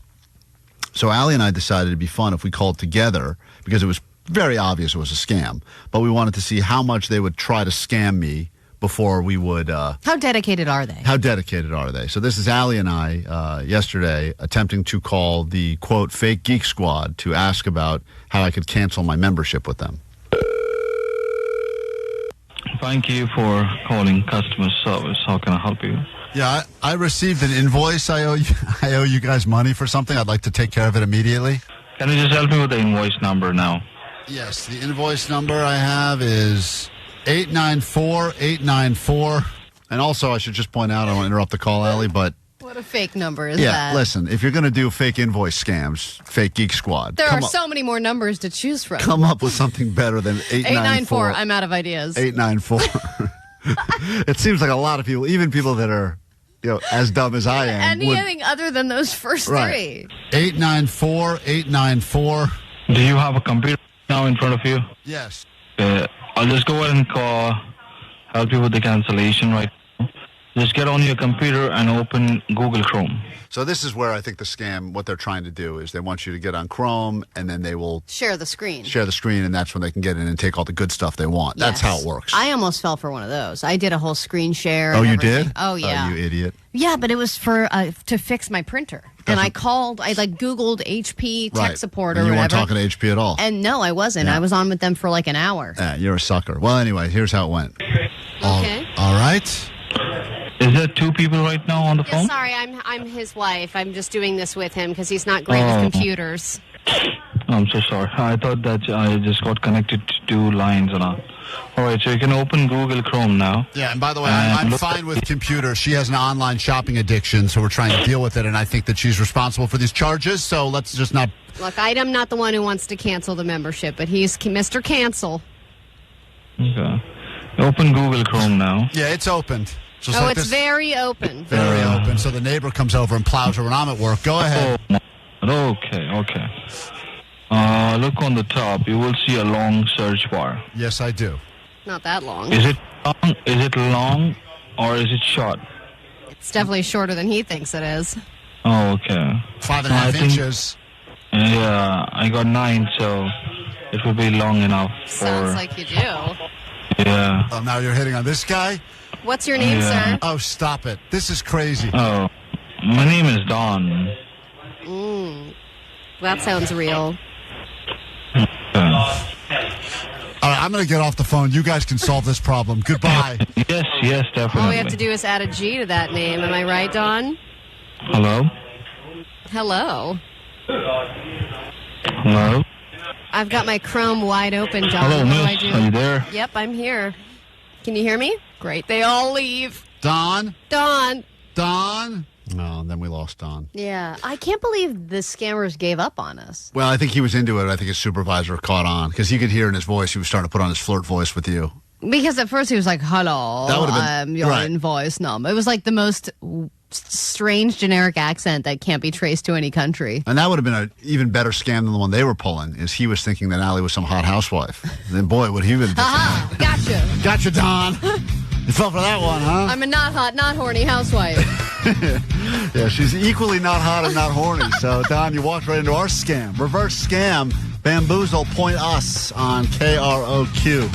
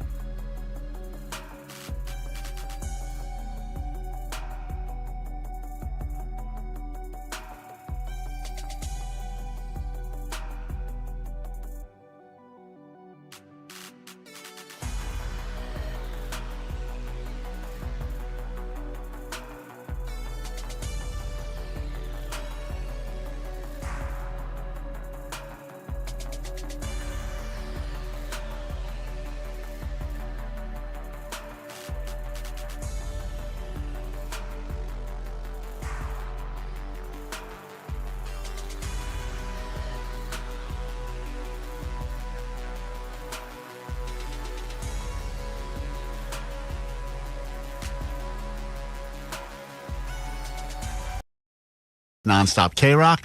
And the 90s at noon. And plus, people always send her stuff. I don't know how she's got so many fans, but it's always flowers arriving, balloon bouquets, well, she's the edible type of person arrangements. you want to buy stuff for. I don't know what it is. Someone sent her an edible arrangement so I can benefit off eating some chocolate-covered fruit or something. But she always comes in with a here good she story. is. Oh, hi, Nicole. Here she is, the birthday girl. Oh, I already took two, but I'll take one. I'll do a shot. Yeah, get some. Wait, is my mic on? Get some of that Colombian firewater over here. I don't know. I think we had to bring it back in, Vanessa. Bring it in, baby. Alcohol. Yeah, there we go. This is fun now. We're doing a shot. No, I want Klein to take the shot. I'm not taking the shot. I'm not stupid. What do you mean? I've already had 3 of these today. We've already had enough. No. You just want to. That's your birthday present. You just want to watch us take a real shot. Vanessa. What is that pussy shot? That's Come on. No joke. Alcohol. You know this stuff? It's aguardiente. Yeah, you've had this before? She has stories. Yeah, in Colombia. You when really? I was 17. Really? Yeah. Wow. It's my favorite. It's like this is your favorite? Yeah, it's basically like Fireball. This is it actually says on the bottle, this is no one's favorite. It's my favorite. No way this is your favorite. Okay, ready? On the count of 3. To Nicole. Happy 29th, Nicole. Thank you, babe. Here we go. 1, Salud. 2, 3. You suckers. Yay! Good stuff right there. All right, stick around. Have yourself a fun party with Nicole Alvarez. God, it kills everything inside of you. It really does. Oh, my God. Takeaways from today's show. Takeaways from today's show. Let's go ahead and do that, and then we'll get out of here. That was unnecessary. One more. I was just finally starting to sober up, too. What do we got on the takeaway front? Oh, hold on. Oh, man, that stuff burns. Terrible. 424, my takeaway is that Klein and Allie are definitely not lightweights, as proven today. That stuff stinks. 818, my takeaway is that Jewish guy from The Office is the sexiest man alive. That's very funny. But according to the movie If, he doesn't know how to make a good movie. Well, that was also not a great movie, but I think I was bamboozled into seeing that thing. Definitely not a kid's movie. 310, my takeaway is 30 minutes of reading is like a whole show. Really is. Told the teacher that yesterday. They didn't like that. 818, my takeaway is no one told Allie life was going to be this way. Nope. Her job's a joke, she's broke, and her love life is DOA. Yep. She's got the Rachel haircut. If you don't believe us, you can see what it looks like up on the Instagram. You can go to our live YouTube right now. Enjoy Allie's new haircut. She brought it back. This is a tribute to Matthew Perry. She did this haircut for her. So thank you. And let's see, 66, my takeaway is treat yourself to a round of sausage. Treat yourself a round of sausage. Oh. Well said, sir. Not even to a round of sausage. No, it's a great Just message. treat yourself a round of sausage. Jake the Nerd, you got a takeaway from today's show? Yeah, Allie is Rachel 2.0. Rachel. Thank you so Rachel much. 2.0. Suck. Omar, you got... Yeah. I have 3 takeaways. This is the first one. That's a great takeaway. Here's the second one. Another good takeaway. Here's the third. I'm glad my thick layers can comfort you. Also, There you go. all good takeaways from today's show. My love life's not DOA. No. Hear that? Listen to that. She's doing it. All noises that were made on today's show. That's me closing the gap. All right. You got a takeaway, Allie? My takeaway is that you got to get... Ross, let me talk. You got to see this haircut they put on Allie. What a throwback. It looked even more Rachel-y yesterday. I fixed it. This is me fixing it. What's your takeaway? My takeaway is sometimes you just got to get through the dongs.